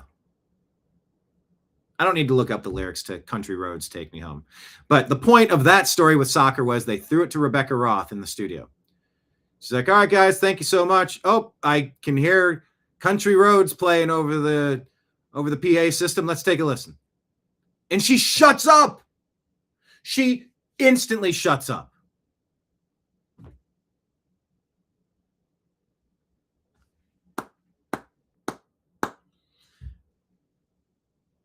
Yeah, can you guys type all the lyrics in the comments, please? In little bursts of, or copy and paste them all. Let's get those lyrics in chat. Jamie. Number one, name me a talking head paid by a sports agency that when they get the microphone, all right, go to you. Blah, blah, blah, blah, blah, blah, blah, blah, blah. They just run their mouth. Name anyone that would shut up. Very few. Do you know a woman that would shut up when asked a question or say, hey, all right, now go and do this thing? Rebecca Roth instantly read the room, instantly identified, oh, the theme song to Team USA, the one that brings tears to people's eyes, and it's so moving. For some reason, Country Roads is like this awesome thing. She goes, oh, there's Country Roads. Let's take a listen. And I'm like, bravo. She knew the assignment. To quote Ketanji Brown Jackson, Supreme Court comments, she understood the assignment. Sorry, this is a Supreme Court ruling? Understood the assignment. Okay. Now, I don't know if it was Rebecca Roth that knew better and knew the importance of the moment to celebrate in Santa Clara, California, the United States of America. Film the celebration. Anything. Hey, it's Rebecca Roth here. We're in the studios over in London. We just want to, we got with us some guy that you've never heard of that played on the World Cup in some year that you didn't watch. Now tell us, what did you notice out there in the 37th minute? Well, thank you, Rebecca. There was a strategy after they, and I don't even know what I'm talking about. Like, whatever they would have said would have been irrelevant. The moment was STFU and listen to Blue Ridge Mountain, West Virginia, country roads take me home. It says right here, Google YouTube filed a copyright complaint because I said country roads take me home with a bit of a melody to it. Fuck! And so like they played it and I'm listening, I'm going, oh, this is great. Kudos to the Fox producer, because I'm wondering if someone was in your ear going, all right, shut up, play the song. We're playing the song. Throw it to the song. Or if in the pregame they said as soon as it's over, when they start playing Country Roads, we just want to soak it up. The players who have like, American players rarely make it to this knockout stage, and you got to win in the knockout stage. Just soak it up. You're on your home turf. Listen to everybody cheering, and you've got like the unofficial theme song, Country Roads, playing.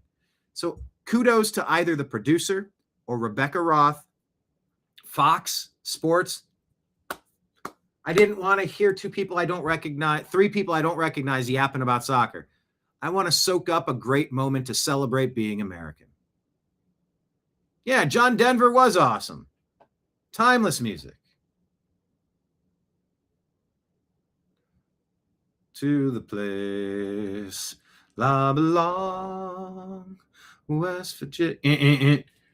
We're now deleting your account off Google YouTube because you said country, take me to the place where I belong. And may God have mercy on your soul.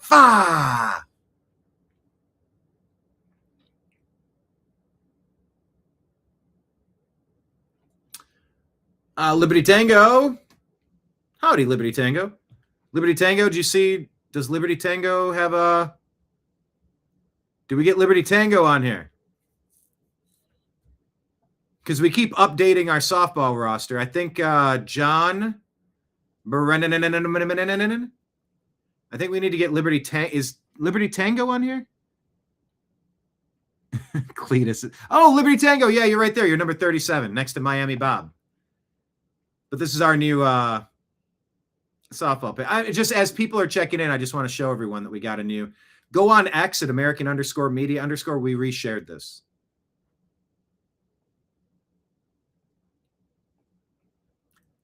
I was just beyond impressed that that lady shut the front door and just let people sing Country Roads. And even the other team, you know, the coaches and the other players, and they're dejected and whatever. But like when you got 80,000 people singing Country Roads Take Me Home.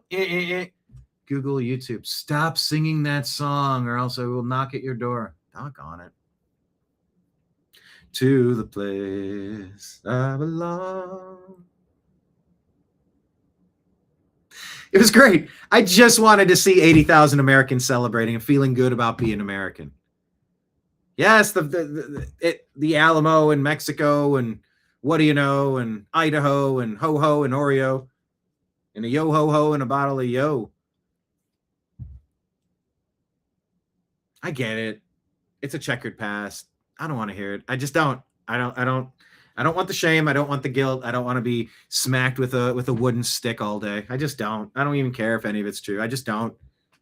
It is. It was. Rearview mirror. Got it. What are we doing today that's so abhorrent? Let's talk about today. Can't change anything in the past. I didn't do any of that shit in the past. I care that much about it. It's interesting to learn. It's interesting to know about. But I'm not going to stay on a hamster wheel getting smacked with a bamboo stick. No, thank you. But Liberty Tango says, hey, y'all, sunbursts are wreaking havoc on comms at all levels. Are they? Is there a site that you go to get like sunspot, solar flare activity info updates? And if you have one, tag us on American_media_. Send us a message, please.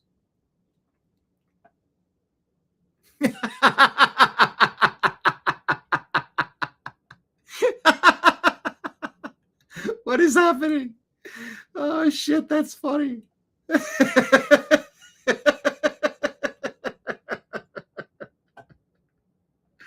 Oh, Patriot Warrior. I was trying to make my Tim Burchett face. Is this Tim Burchett? I think it is, yeah. I'm Tim Burchett, and I'll leave the light on for you. Daggone. I kept trying to make my bugged out eye face.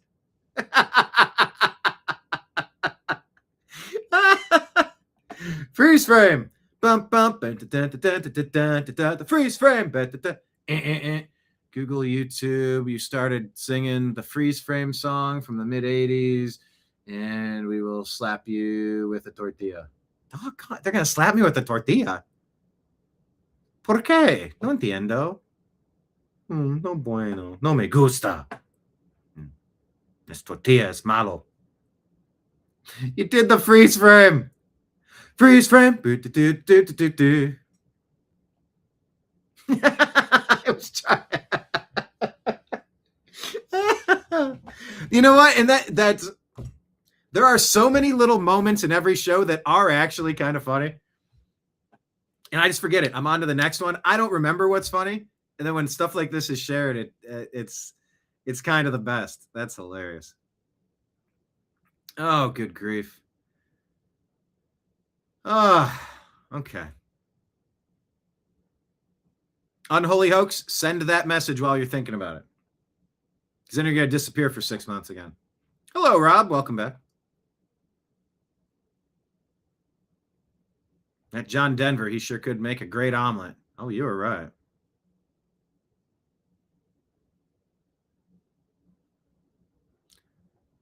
Palm tree roads take me home. I know that you're doing a song parody, which is copyright protected under fair use, but still, we hate you so much. Stop singing.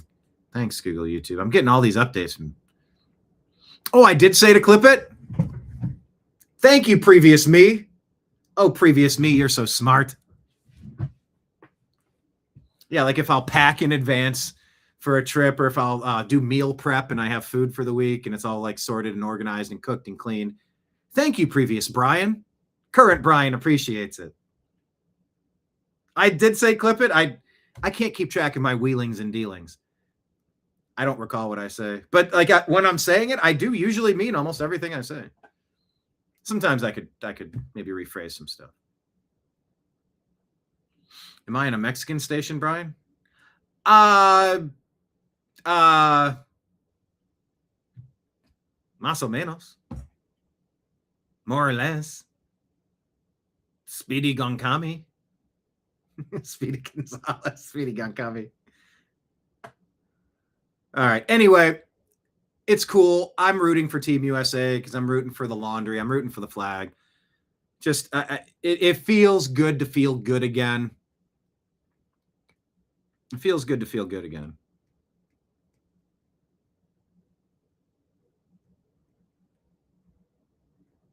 Oh, message sent. Hold on. I don't see it. Do I need to refresh? I don't see it. At American_media_ on X. I don't see notifications. I don't see it in chat. I see that we posted. We have a private group on X as well, the Agree to Disagree Show X chat. Okay, I don't see the chat. I'm looking. I don't see it up there. At American_media_. Yes, because I do have questions for you, Unholy Hoax. But yeah, watch the World Cup. We play again on Monday. It's just cool. It's cool. 4th of Independence Day weekend. Don't call it 4th of July. Call it Independence Day. But bravo to Rebecca Roth for understanding the assignment. Bravo to Fox Sports. Just shut up and listen to Country Roads. And they did. And then you got through one chorus, and I'm like, oh, yes, that's what I wanted. I don't want to hear people yapping about, oh, they called offsides because, if they didn't call offside, they would have scored more, and scoring makes things exciting. So obviously that's illegal in soccer. I just wanted to hear Country Roads. And then I'm like, oh, God, no, please don't come back in yapping. I don't want to. It's a short song. It's like 2 minutes, 40 seconds. Just listen to it. In the bridge, I don't love the bridge. The bridge is just kind of like. And then back to Country Roads. They let it play the whole damn song. They let the whole damn song play. I'm just, from a production standpoint, from a television media perspective of giving people what they want on TV, just nailed it. Absolutely nailed it. And I was proud. I was happy. That song has brought tears to my eyes on more than one occasion this year. America's. And it was just cool. And now next match, we got to play without our number one scorer because he got a bullshit red flag. So, now you got to overcome even more adversity. Try to get maybe further than we've been in a super long time.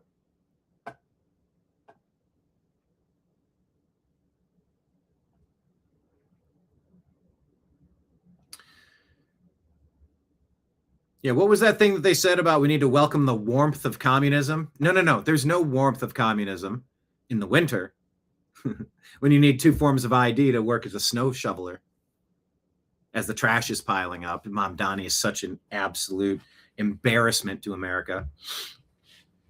That Ugandan running one of America's most important cities. Yeah, feel the warmth of collectivism. No. You get warmth in the summertime. Mom Donnie says, New York, it's hot out there. And the power grid is working overtime to keep us cool. Set your AC to 78 degrees, turn off lights and electronics you're not using, and unplug when you can.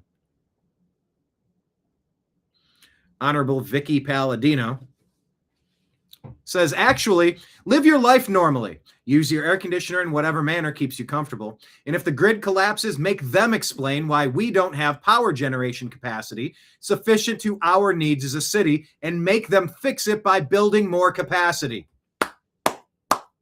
Amen. Honorable Vicky Palladino, you get the gold star of the day. Do not acquiesce or normalize any type of this or any of this. Nothing socialists say can be taken in good faith. They want to take away AC permanently, as they have in Europe, and they will do it first by getting you used to the idea that your AC must be turned down for the greater good, then by making it more expensive to purchase and operate through higher energy costs, also already happening, and finally by regulating it out of existence. Just say no.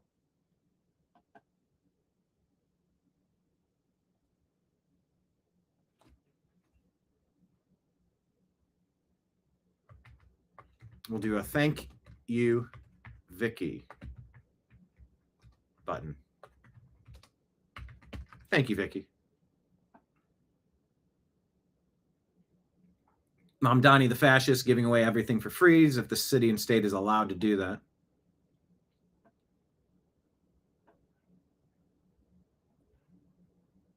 Unholy hoax, you guys send me that message again. I didn't get it. At American_media_.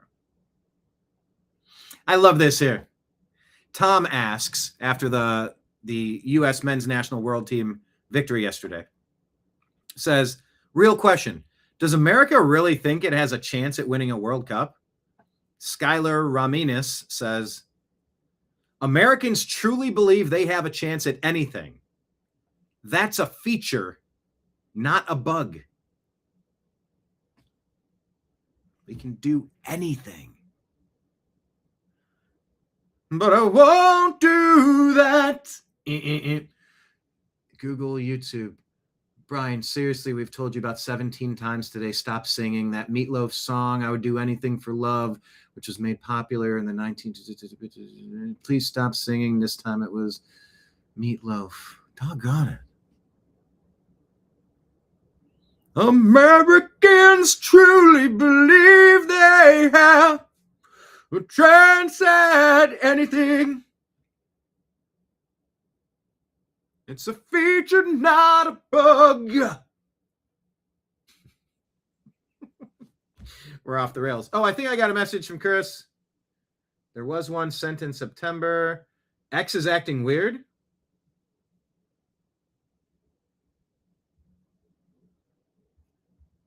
Okay, I'm going to say howdy, TBC, to be continued. Okay. We're connected through the New American Media Facebook page. Everybody, please make sure you're following the New American Media Facebook page. No, sorry. Thank you, Unholy Hoax. That's cool. It's just crazy that we conjured you out of the ether. You haven't been here for so long, you don't have a softball jersey number yet. By the way, Unholy Hoax, do you want to pick a number? I was going to say that.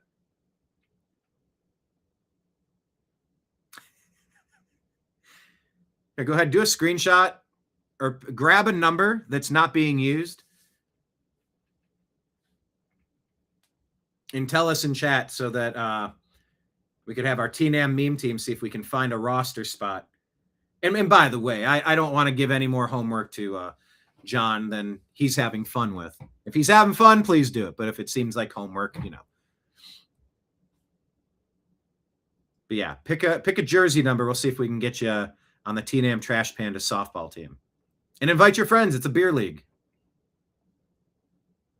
Anyway, but this is the point, folks. Is there a point to this show? Is there ever a point to the TNAM Daily Show? Is 13 okay? Is 13 taken? Seats taken. 13 was... Yeah, okay, we'll go 13. 13 is available. All right, 13 it is. So yes, can we give Unholy Hoax at number 13? Here, Unholy Hoax, number 13, softball team. There you go. Americans truly believe they have a chance at anything, and that's a feature, not a bug. Don't lose that energy. All right, this is going to be interesting. This is a good agree or disagree question. We're going to axie this. This is a UPS driver out of the vehicle carrying allegedly a 30-pound box. And as he's attempting to deliver this package, a dog sprints at him full speed.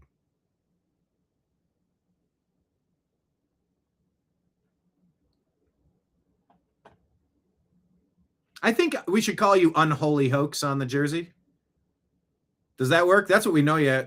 I actually remembered Chris somehow because I kept forgetting San Antonio and Chris. Yeah, I might have to ask a few times on things, but once it clicks, it usually sits there for a while, memory-wise. All right, but let's put you in this spot. You're delivering something,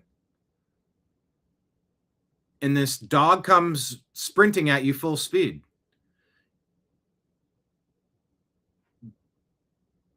let's just watch it first.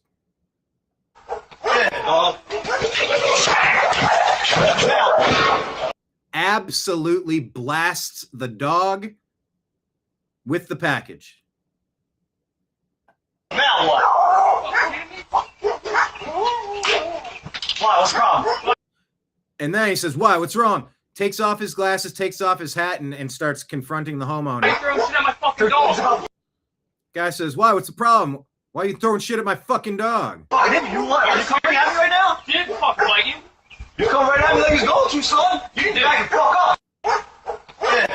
Then he squares up to fight the guy. Now what? Guy says, now what? Why? What's wrong? Why are you throwing shit at my fucking dog? You what? Are you coming at me right now? He didn't fucking bite you. You come right at me like he's going to, son. You need to back and He didn't fucking bite you. He was coming at me like he was going to, son. fuck up. Yeah, dog. Now what? Why? What's wrong? Why are you throwing shit at my fucking dog? You what? Are you coming at me right now? He didn't fucking bite you. You come right at me like he's going to, son. You need to back and fuck up.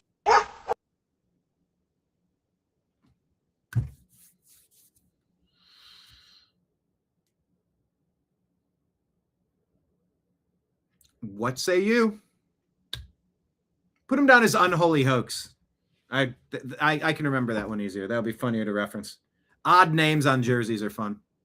So what do you think about this? I don't want to tell you what I think. I want to hear what you think. We played it 3 times.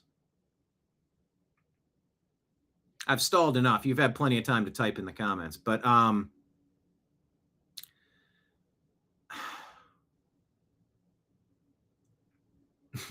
UPS, that's UBS. Mark says, "Night this jerk." I can see it from a couple perspectives. I do. Homeowner's like, why'd you throw that at my dog? My dog didn't bite you. That UPS driver has no idea what's about to happen. I've been bitten by a Doberman before. I wasn't able to be around dogs for 20 years.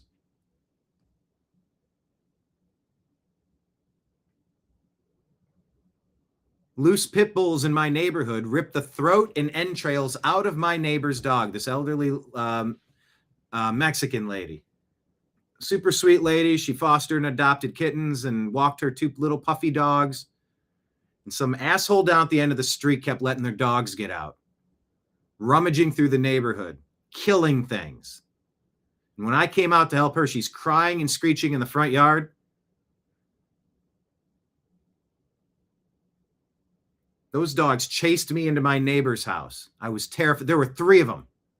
The one came up and stopped, and 2 of them flanked. They were hunting me next. And thank God my neighbor was there to open the door, and we went in, and my heart was pounding out of my chest. I'd say that incident is unfortunate.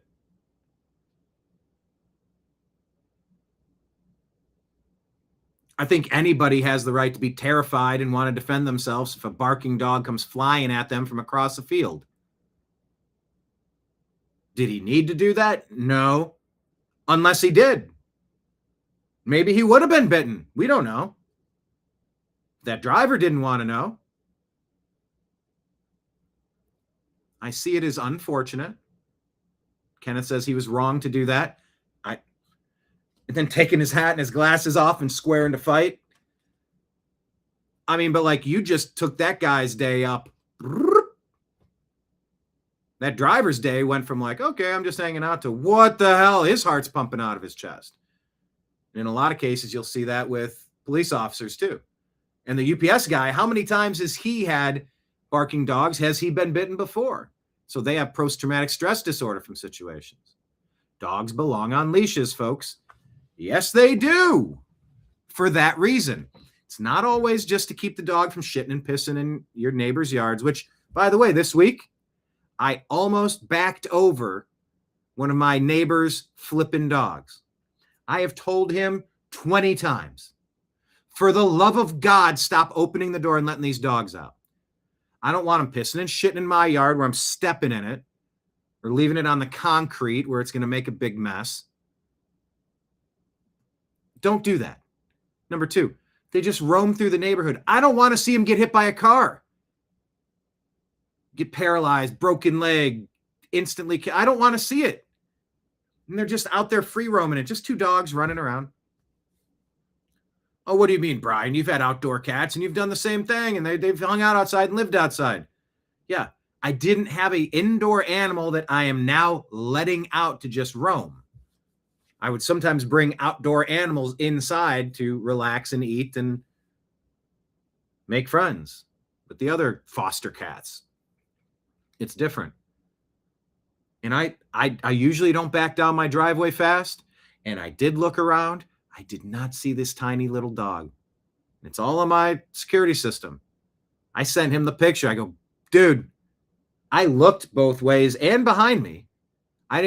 I saw your other dog barking as this dog was near my tire. I almost ran over your flipping dogs. I said, so if it is the case, like your son says, because he sent the son over before and say, I'm sorry, we let the dog out, or, the dog's getting out, they're digging under. I go, I'm here. I'm right next door. I told the kid, listen, I don't know, he's 14, 15 or something. I said, I will help. I'll come over if you need, we can pound something into the ground. If there's a spot that they've dug under, I have mesh, I have wires. We can reinforce the fence because they're shitting all over the neighbors' yards. Do you know how traumatizing it would be if I ran over that dog? I told this guy in text, I am begging you, keep your dogs in your fenced-in backyard. I am begging you.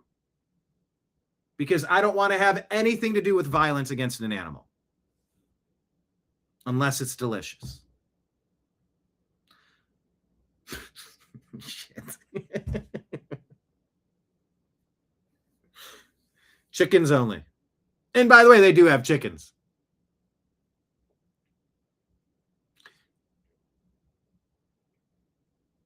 Another couple angles I could take that, but let's just stay focused here. So I see both sides. You can't let your dogs go aggressively running and barking at someone trying to deliver something at your house. Maybe nothing would have happened, but I sort of get it. Now, is that going to be different from that parking lot situation where that lady blew away that veteran? He didn't assault her. She said he was approaching me aggressively. Does she have a right to throw a box?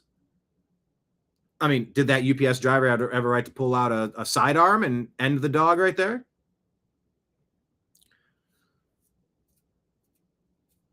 The incident is unfortunate. I'd be curious to find out if there was any damage done to the dog. I'm curious to see if that driver keeps his job.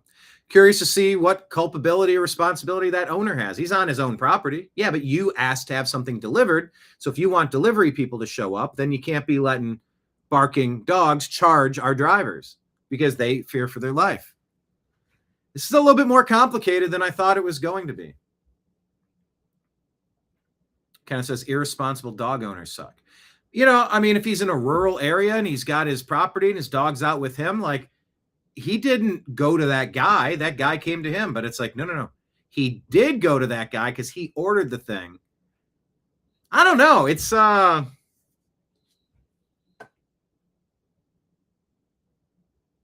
complicated.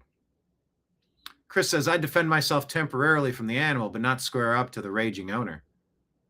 Yeah, it activated something in him. What if this dude was bitten by a Doberman when he was 8 years old? Terrified of dogs ever since. It probably took me 10, 15 years where I could be around dogs. And I wonder how much of the severe allergies I had around them were psychosomatic versus legitimately being allergic. I don't know. Anyway, people are talking about that. So yeah, drop all your comments in here.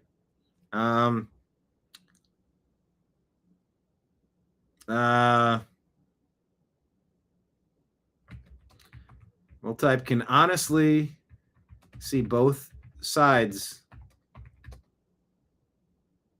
to this situation. It's unfortunate. For sure. And why did he square up? Dude, he just blasted his dog. You'd probably assume that guy was going to try to kill you. Try to strangle you.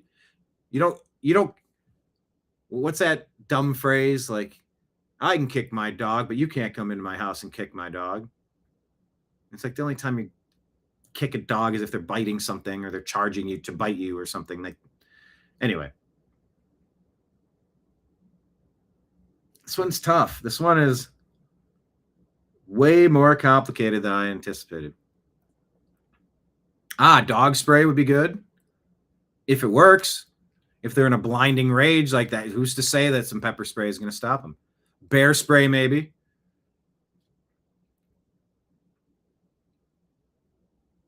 What would Sophie do? That's great.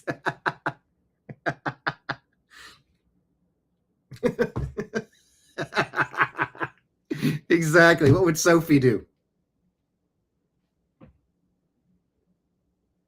Stare down the dog and point at it? Rob says the delivery driver reacted like anyone would. It's a sudden defensive reaction to a threat. UPS should discontinue deliveries to that address. I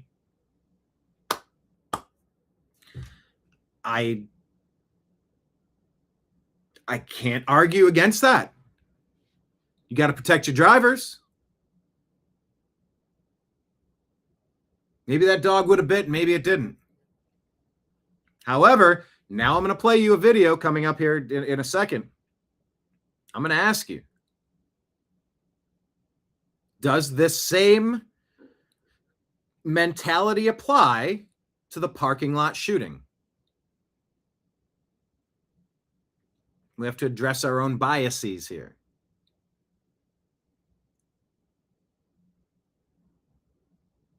And I can't tell race in this. Maybe the guy that owns the home is white. Maybe the guy delivering is Latino of some sort.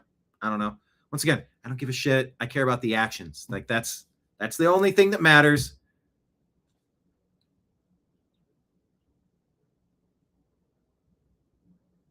I think Jeff Dye has a lot of good jokes. You should go see him when he comes around. Got to meet him a few months back. See his set. It was good. They had a weird heckler thing, and he like basically reset his whole set and redid a whole new set because it was so off the rails with this weird drunk. It was great. I mean, like, bravo, way to go. I'm going to totally butcher his joke, so I won't even try to retell it, but it's something like, I see everybody as white. Something like that. But watching that, they both looked white, but then second or third time, like, that might be a Latino dude. Doesn't matter. Doesn't matter. I'm just trying to watch how actions. Yeah, it's a fight or flight syndrome that got kicked in because of that. He could have guarded himself with the box and just put it out in front of him. I mean, that is a dog coming full speed. Like, you kind of want to stop that. But yeah, you could have. Does that dog jump up and over? Does it come around? I mean,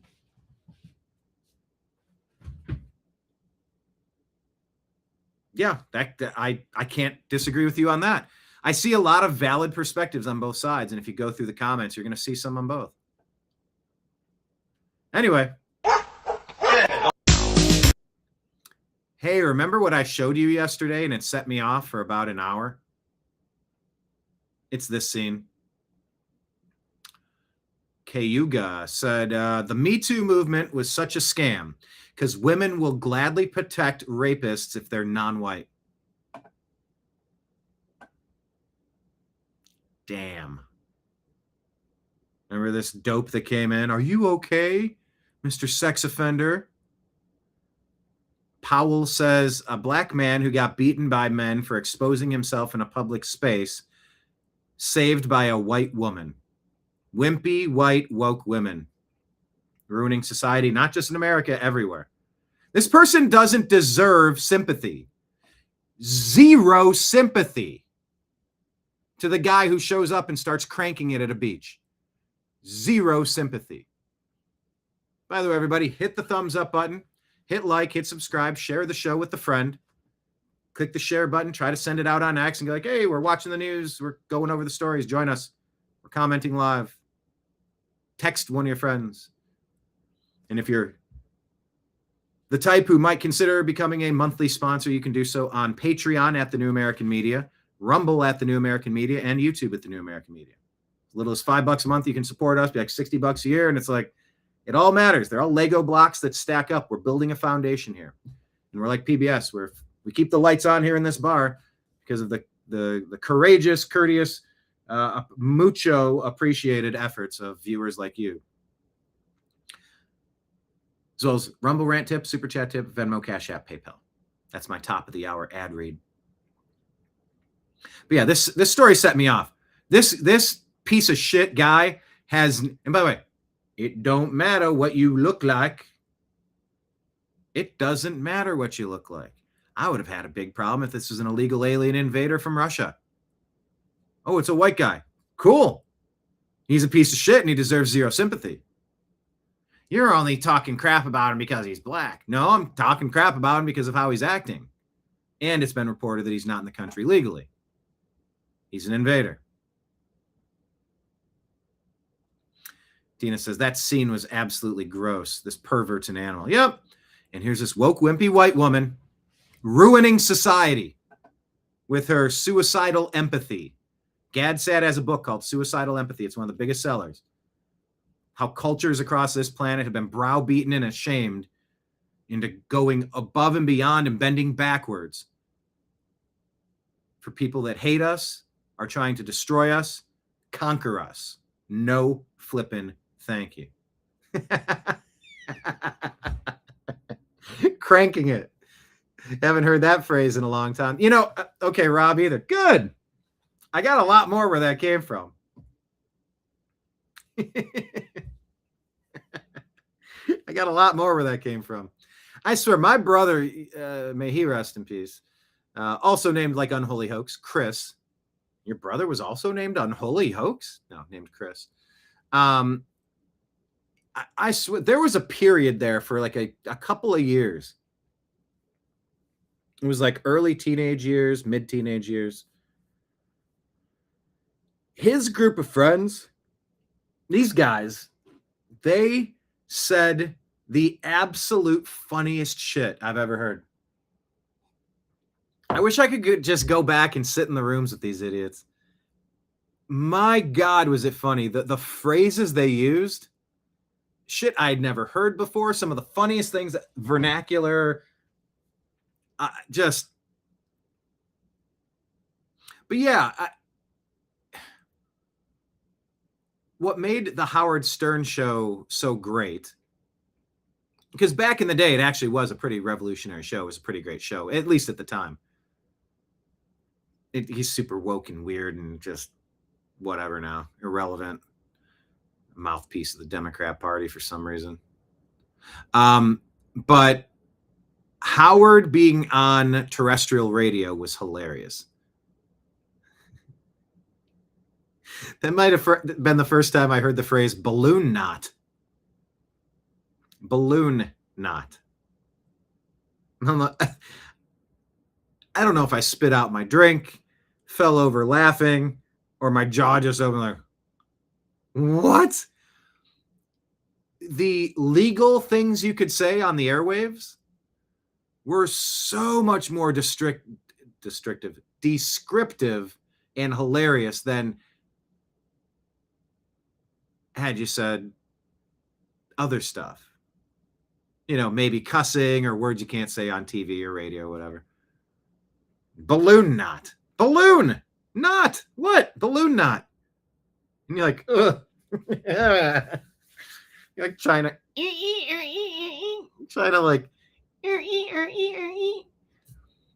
cleanse your eyes and your ears. I don't want to see it. I don't want to hear it. I don't want to see it in my mind's eye.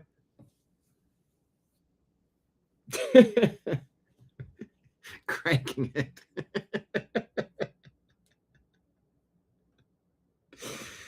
Anyway, that guy's a piece of crap. Oh, by the way, Kenneth off the top ropes. Elbow time. Kenneth coming in with the super chat. That's our first super chat of July.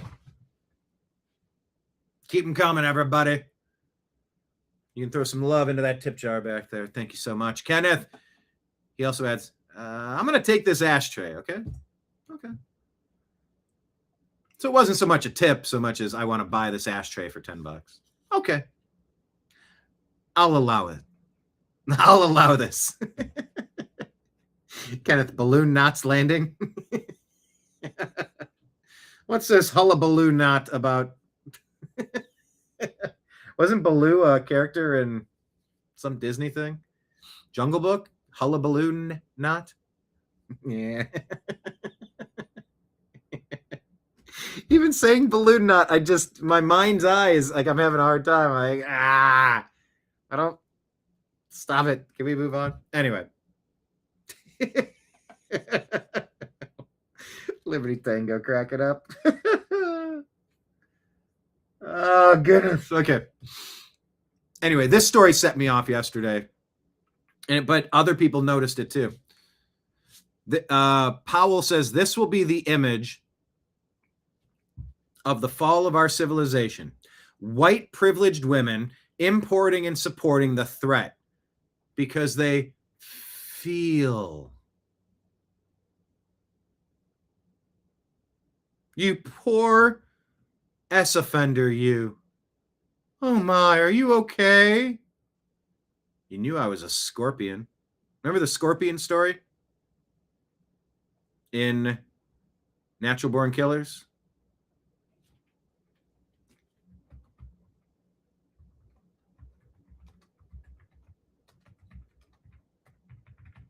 Yeah, I remember that one.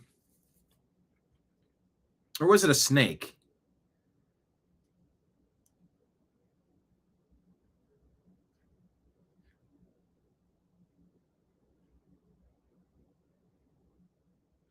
The movie opens symbolically. A black scorpion crawls across the hot desert asphalt. A truck tire crushes it.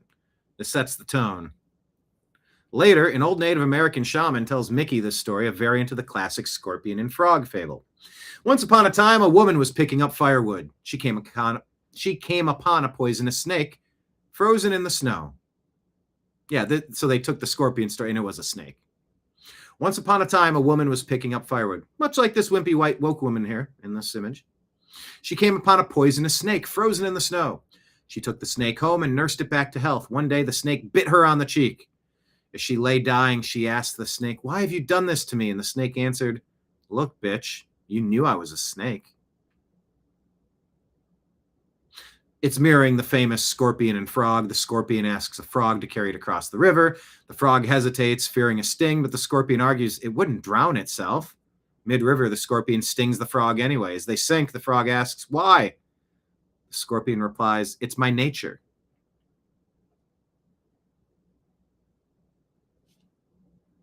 You are trying to console a snake. You are trying to give a scorpion a ride across the river. This dude is human garbage. Human garbage. There once was a lady from Nantucket. Yeah.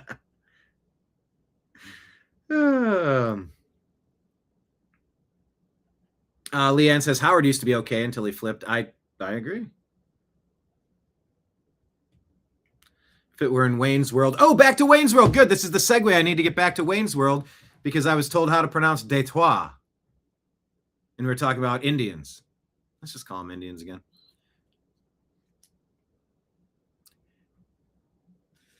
Hey, Wayne, was that a balloon? Not. Yeah, that's what it sounded like if it was in Wayne's World. I hear there's going to be a Wayne's World 3. Yes, never go full pucker up. Oh, gosh. I need to rewatch Tropic Thunder, that's for sure. Marion says, that was a nice laughing moment. Thanks for that. See, and that's the thing. I could go perform comedy up there, but it's like, do I have a rehearsed routine I'm ready to do? I just sort of, it's all sort of spontaneous, and I'm still learning how to write it down and perform. Dina heard the story where the snake bit her breast.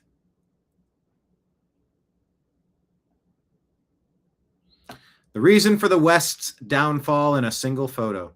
Oh, you poor monster. Come here. You bit me. You raped me. You killed my kid. You stole my country. I got to wear a burqa. You ruined my life.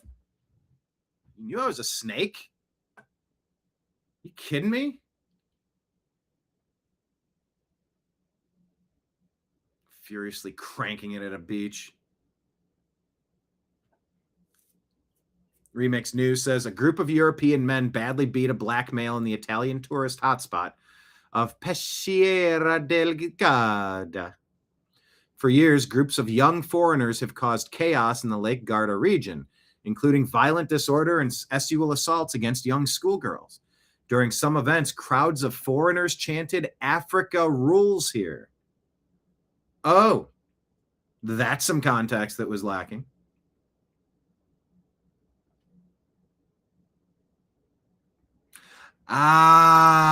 Liberty Tango, touche. Non-human garbage. Demons. An invading horde of orcs, like in Lord of the Rings. You're dehumanizing them. They ain't acting human. I give this much of a shit.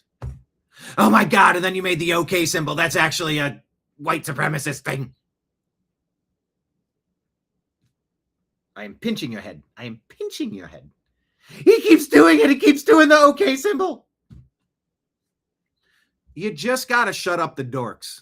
To their face, shut up. Shut up. We have been microaggressed, micromanaged, called every slur in the book, and it's so ridiculous. Unholy Hook says, I liked Wayne's World. I used to have my own public... You had your own public access show in the 90s. Concerts and short films, good times. That's awesome, Unholy Hoax. I love that. I feel like I have my own public access channel. That's essentially what I dearly beloved, we're gathered here today. For my public access channel and show.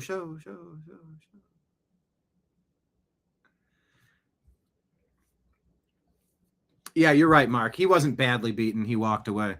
I'm just wondering if he was super high on PCP, because he took a lot of chair. Maybe the punches weren't strong enough. Maybe the chair hits weren't hard. I mean, but like, it was like WWE out there, and that dude just didn't go down. Come to our beach and start jacking it in front of people, the women and children. Oh, hell no. Yes, Trump used to tell that story about the snake. And he'd extend it. And the libs got really, really mad about it. Anyway, I'm glad I'm not the only one that picked up on this. If you look at... All right, J.D. Vance talking about how the deep state also took out another Republican president.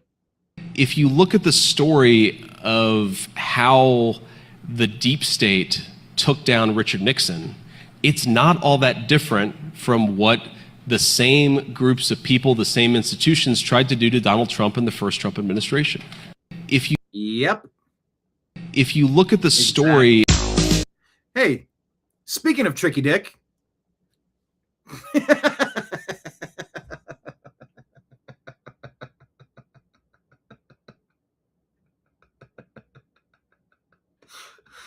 That was an unintended segue. Oh, good Lord, Tricky Dick. Dick Nixon. Tricky Dick. I couldn't have planned that any better had I tried. I couldn't have tried that. I couldn't have done that any better if I tried. Good grief. Tricky Dick. Oh, back Back to Wayne's World.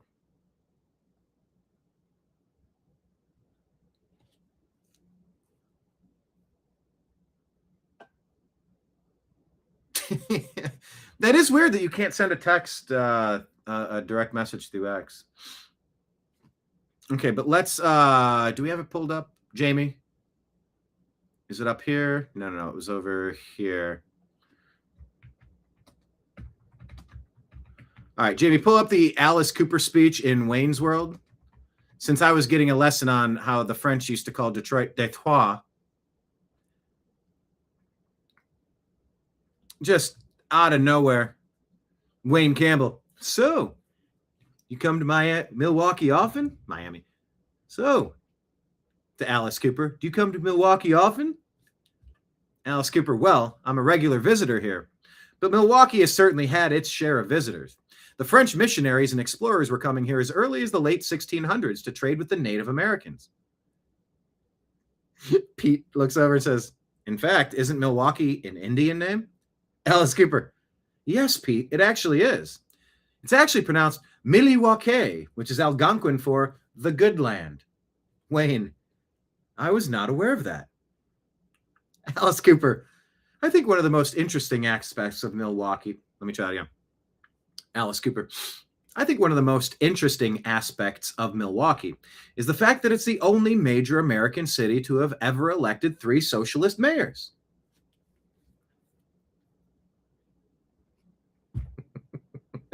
What? Like, why is that scene in the movie? Why did they do it that way? And it's the randomness that makes it so hilarious. I want another good Mike Myers movie. I would take another Wayne's World in a heartbeat.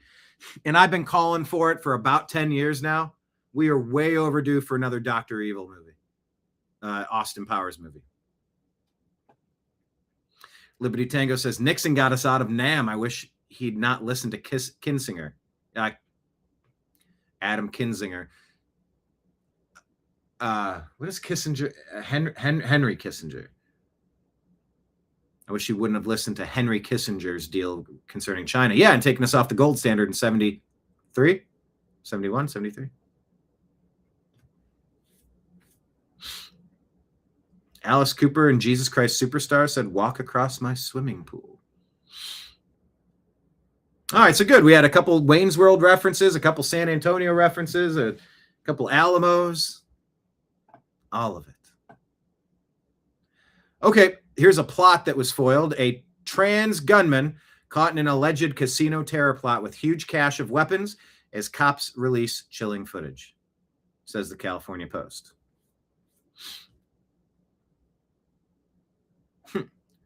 Tabor says, I'll take things you won't see on the mainstream media for $1,000, Alex.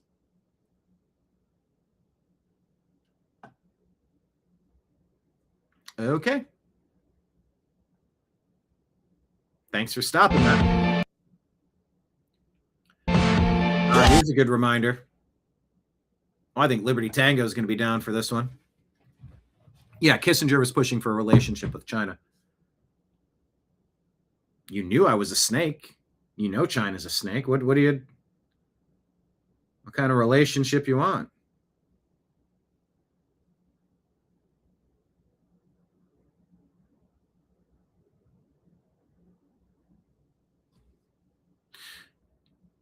I think a lot of you, not just Liberty Tango, is going to get this, but this post, Dark Forest Company, I don't know what they are, what they do, but this post says you should be training like your government is letting in millions of criminals into your country and giving them your resources because they are.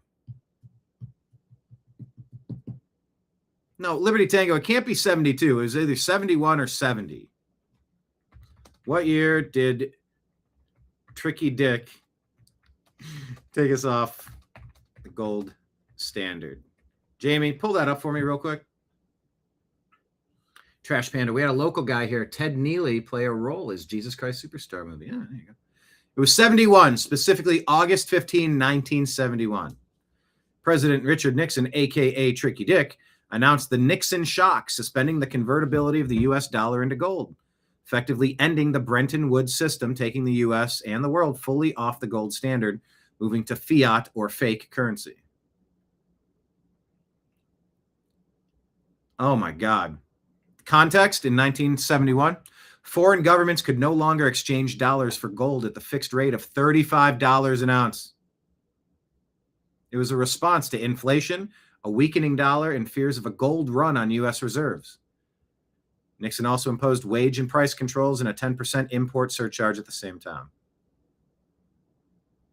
FDR already restricted private gold ownership and devalued the dollar in the 1930s, but the international convertibility for dollars ended in 71. Long-term effects on global finance, inflation, and monetary policy. We were all sort of in the right wheelhouse, though. Yeah, and then a ton of our industry went to China, selling us out. And then 2 decades later, Billy C. did the same shit with NAFTA. You hear that giant sucking sound? Now, come on. Now, can I finish? NAFTA taking our jobs up to going to Mexico, going to Canada. You hear that giant sucking sound? That sound is our jobs leaving.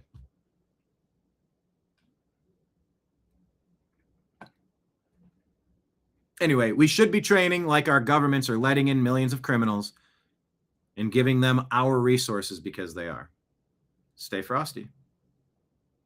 Anthony Cumia, another shock jock, says, well, hold on. Lives of TikTok says, Rolbert Joachim, an illegal alien from Haiti, was a murder suspect, but ICE and law enforcement couldn't hold him because he had a temporary protected service, TPS, temporary protective, TPO? Status from the Biden administration. 1 week later, oh shit, that's who this guy is? Illegal alien Haitian. He was already a murder suspect, but they can't hold him because he had a temporary protected status from the Biden administration. 1 week later, he hammered a woman to death.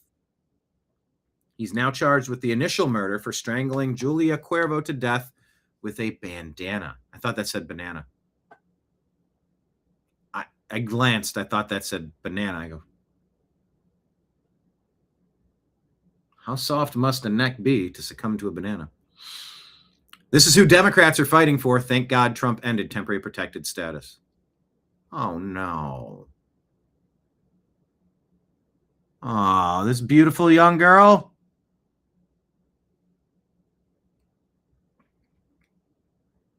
"28-year-old Julia Cuervo. DNA evidence and a Crime Stoppers tip connected this guy.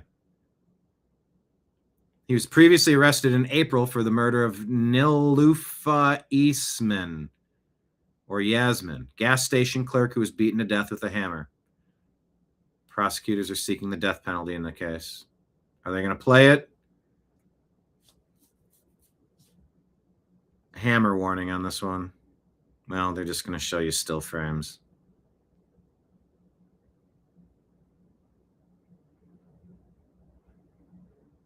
Why are we opening the doors? Shouldn't you be exceptional to come here? Yes, we should have standards. You shouldn't open your legs for everybody that gives you any attention, and you shouldn't open your gates to any person that wants to come inside. Pun intended.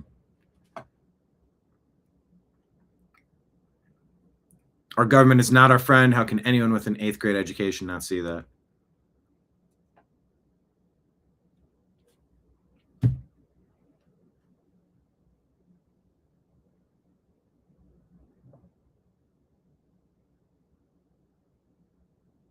Yeah.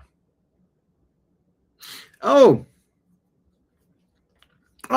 McCormick. I'm sorry. I didn't see your comments on Rumble. My apologies. I was looking at other things and my screen was different. McCormick says, Brian, I am a UPS driver, brother. Good way to get your packages left at the nearest delivery drop for customer packages or at your mailbox. He says, I won't fight you in uniform, but don't think I won't punch out, strip the shirt off, and beat your ass, and then beat your dog's ass too. Hey, man, you got to protect the drivers. Drivers are just doing a job. Like they don't deserve to be attacked.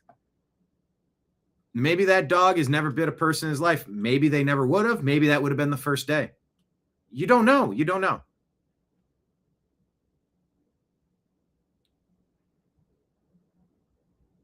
Yeah, I'm sort of, and then squaring up against the guy. Oh, he's got to be fired for that. His adrenaline spiked to 1 million. Mine goes to 11. I would assume that if I just threw something at somebody's dog, they'd try to strangle me to death. Anyway, thank you for those comments. I appreciate it. Sorry I didn't get to them earlier. Jack Posobiec. You know Jack Posobiec on Real America's Voice. He's the guy that I did a television interview with for Real America's Voice in the Bronx. I think I said, "Hi, Jack. Nice to meet you." I think those are my first words. He says, Justice Kavanaugh is telling Congress they can pass a bill to fix birthright citizenship, and it wouldn't violate the 14th Amendment. Just add this to the SAVE Act and pass it all.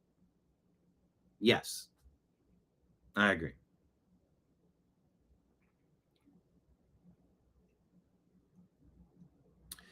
It's a 3.5-minute clip from the Skiff and Eric Moutsos. I'm not going to play it, but an MK Ultra expert mentions Butler and Charlie Kirk shooting and programming individuals through radio waves or computer activity with means we were never told about, saying anything is possible. Check out the clip and click it and watch it. Congressman Brandon Gill says American citizenship is the most powerful status on earth. It's not a product. It's not a package deal. It's not something you should be able to purchase with a plane ticket. I agree. I'll see if I can do an evening show today. I keep seeing if I can, because I got more that I want to talk to you about on X. But I do have time constraints, so I can't just do a 75-hour show.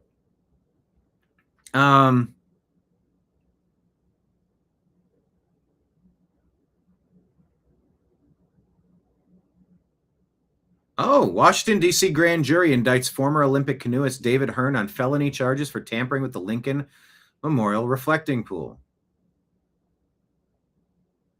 Oh. He had a lesser misdemeanor charge. He claimed he was only curious about a detached blue flap of material.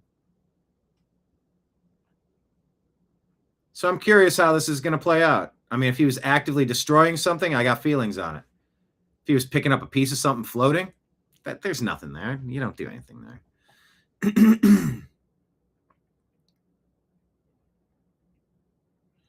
Marion says, Congress will pass those 2 laws when pigs fly. I don't trust or believe them. Well,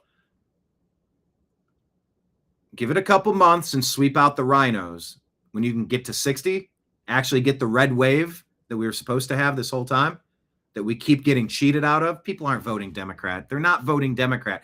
They're not voting Democrat. They're cheating. If you can get some fair elections, but you can't get fair elections without the Save America Act. So we're sort of in a catch-22. So you're probably right, but they'll never pass them because then they'd lose their grip. They'd see America as an 80-20 country instead of, oh, we're 51-49. Liberty Tango says, we're at the precipice of world chaos where the nations will accept the New World Order. David Rockefeller. Hey, cowboy up, everybody. Buckle up, buttercups, right? All right. I just only have one thing I wanted to share. And no, it's not the freeze frame where I'm trying to do my best Tim Burchett impersonation.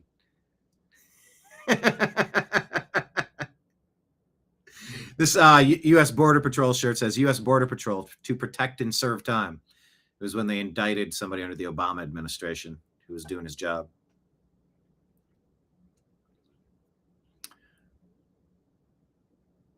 Okay, I want to talk about all these stories, but let me just get to this one. Ohio State Buckeye fan. So the shocking video shows an Army veteran being fatally shot in a fight over a Walmart parking spot.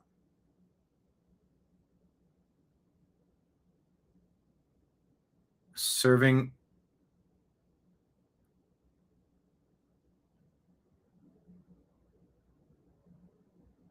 Oh man, I don't want to watch that either. Oh, I guess this. Hang on. Viewer discretion advised.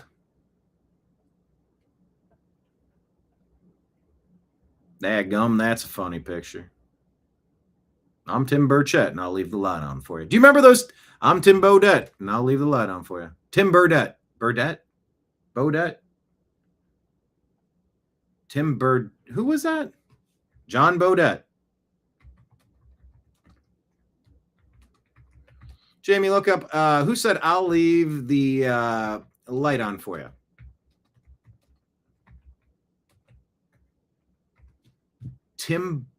Tom Bodette is my answer. Tom Bodette. Yep, Tom Bodette. I'm Tom Bodette from Motel 6, and we'll leave the light on for you.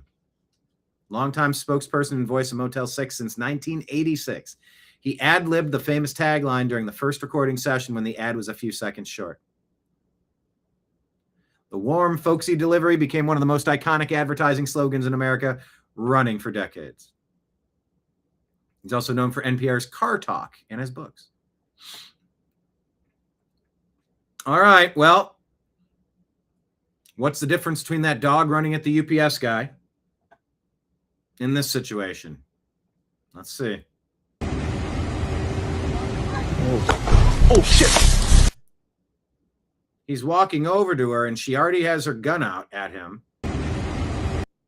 It's in her hand. They're a car length away. He doesn't seem to have anything in his hand. Oh shit. Oh. Here's another angle. Over a parking spot. What are we...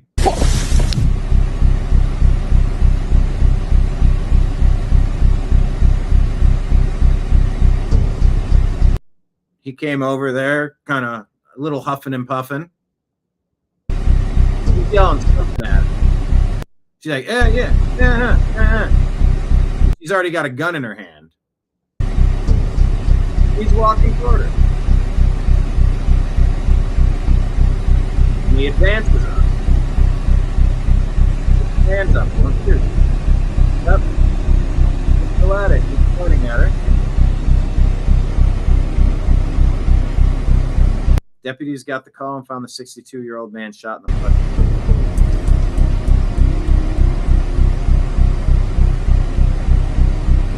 Retreating. Walk order. He's just like walking past, casually pointing.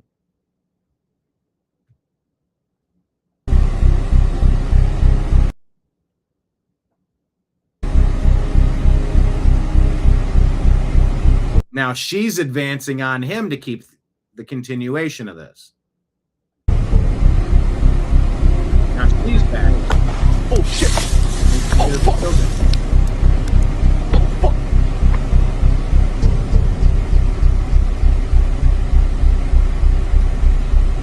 Oh god, there's probably music in the back going boom, boom, boom, boom, boom, boom, boom, boom.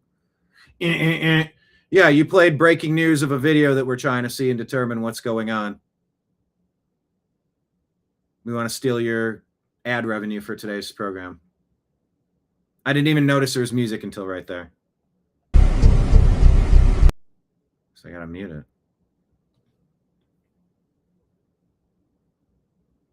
it. A parking space, a life, and a lot of questions still unanswered.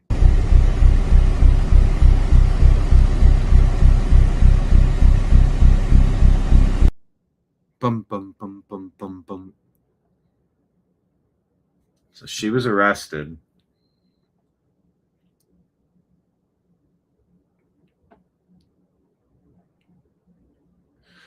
Trash Panda, don't walk into a gunfight, dude. You know, someone's aiming a gun at you. Like, I don't know how much more you want to be continuing that situation. I agree. Marion says, back up, dude. Your life is worth more than a daggum parking spot. David says, mentally ill people with guns. I mean, I don't fully understand the context and the point of this altercation and why it kept continuing.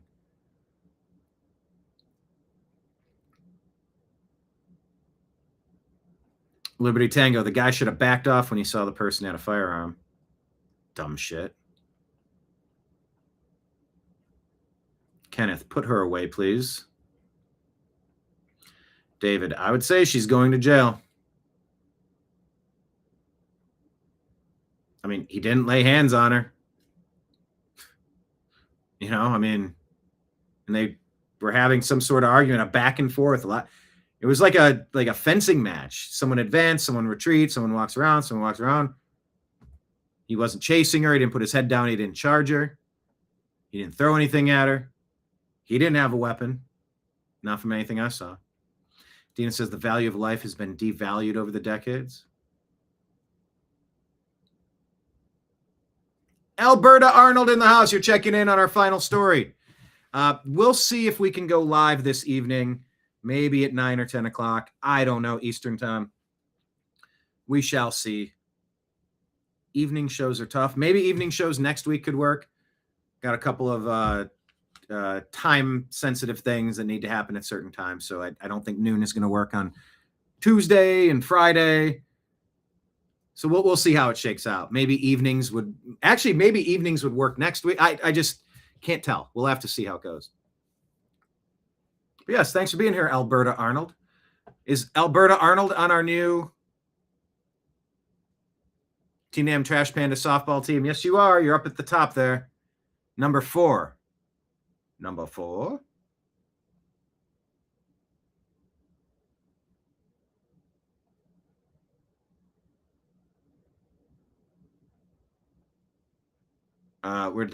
There we go. So I don't know what to make of this.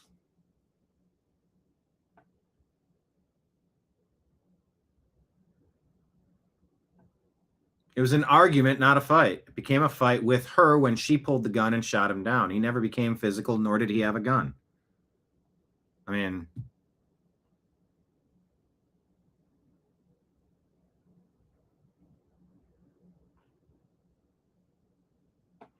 anyway. I don't know what to make of that other than what you're all making of it in chat. I'm calling out what I'm seeing. He had no weapon. He didn't assault her in any way that I saw. You don't just get to blow somebody away because you don't like them. Cop showed up and instantly arrested that lady. I'm sure we're going to hear more about this story, and I'll look into it a little bit more, kind of dig in a little deeper. But yeah, your comments are.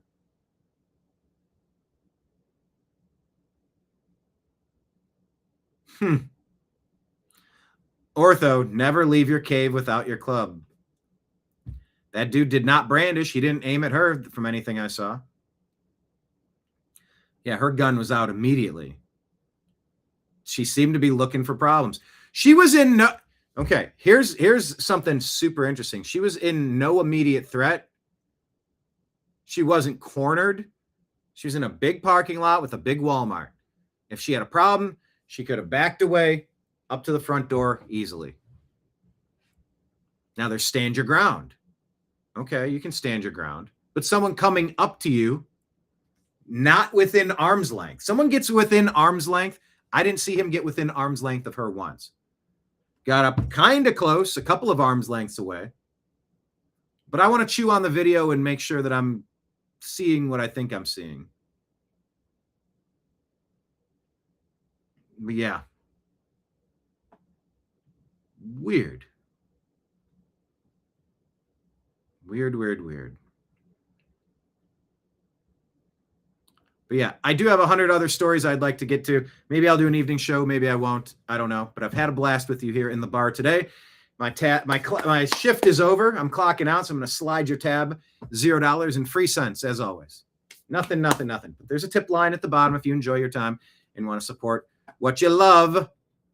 You can become a monthly subscriber on Patreon, Rumble, or YouTube. You can drop a Rumble rant tip or a Super Chat tip like Kenneth did today and like John did yesterday. And like so many of you have, thank you so much. You can also drop a Venmo or a Cash App. That's my name, Brian Engelman, scrolling at the bottom of the screen.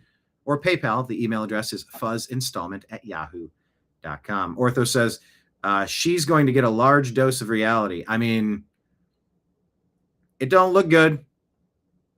She feared for her life. He didn't once get within arm's length, and he didn't have a weapon, and he didn't hurt you in any way. And you just shot him.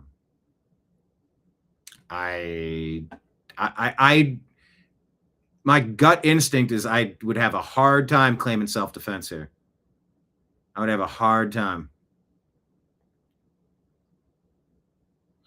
Was this Thursdays are brutally busy on the YouTube platform? Yeah. It's today a Thursday? I don't even know what day of the week it is, y'all.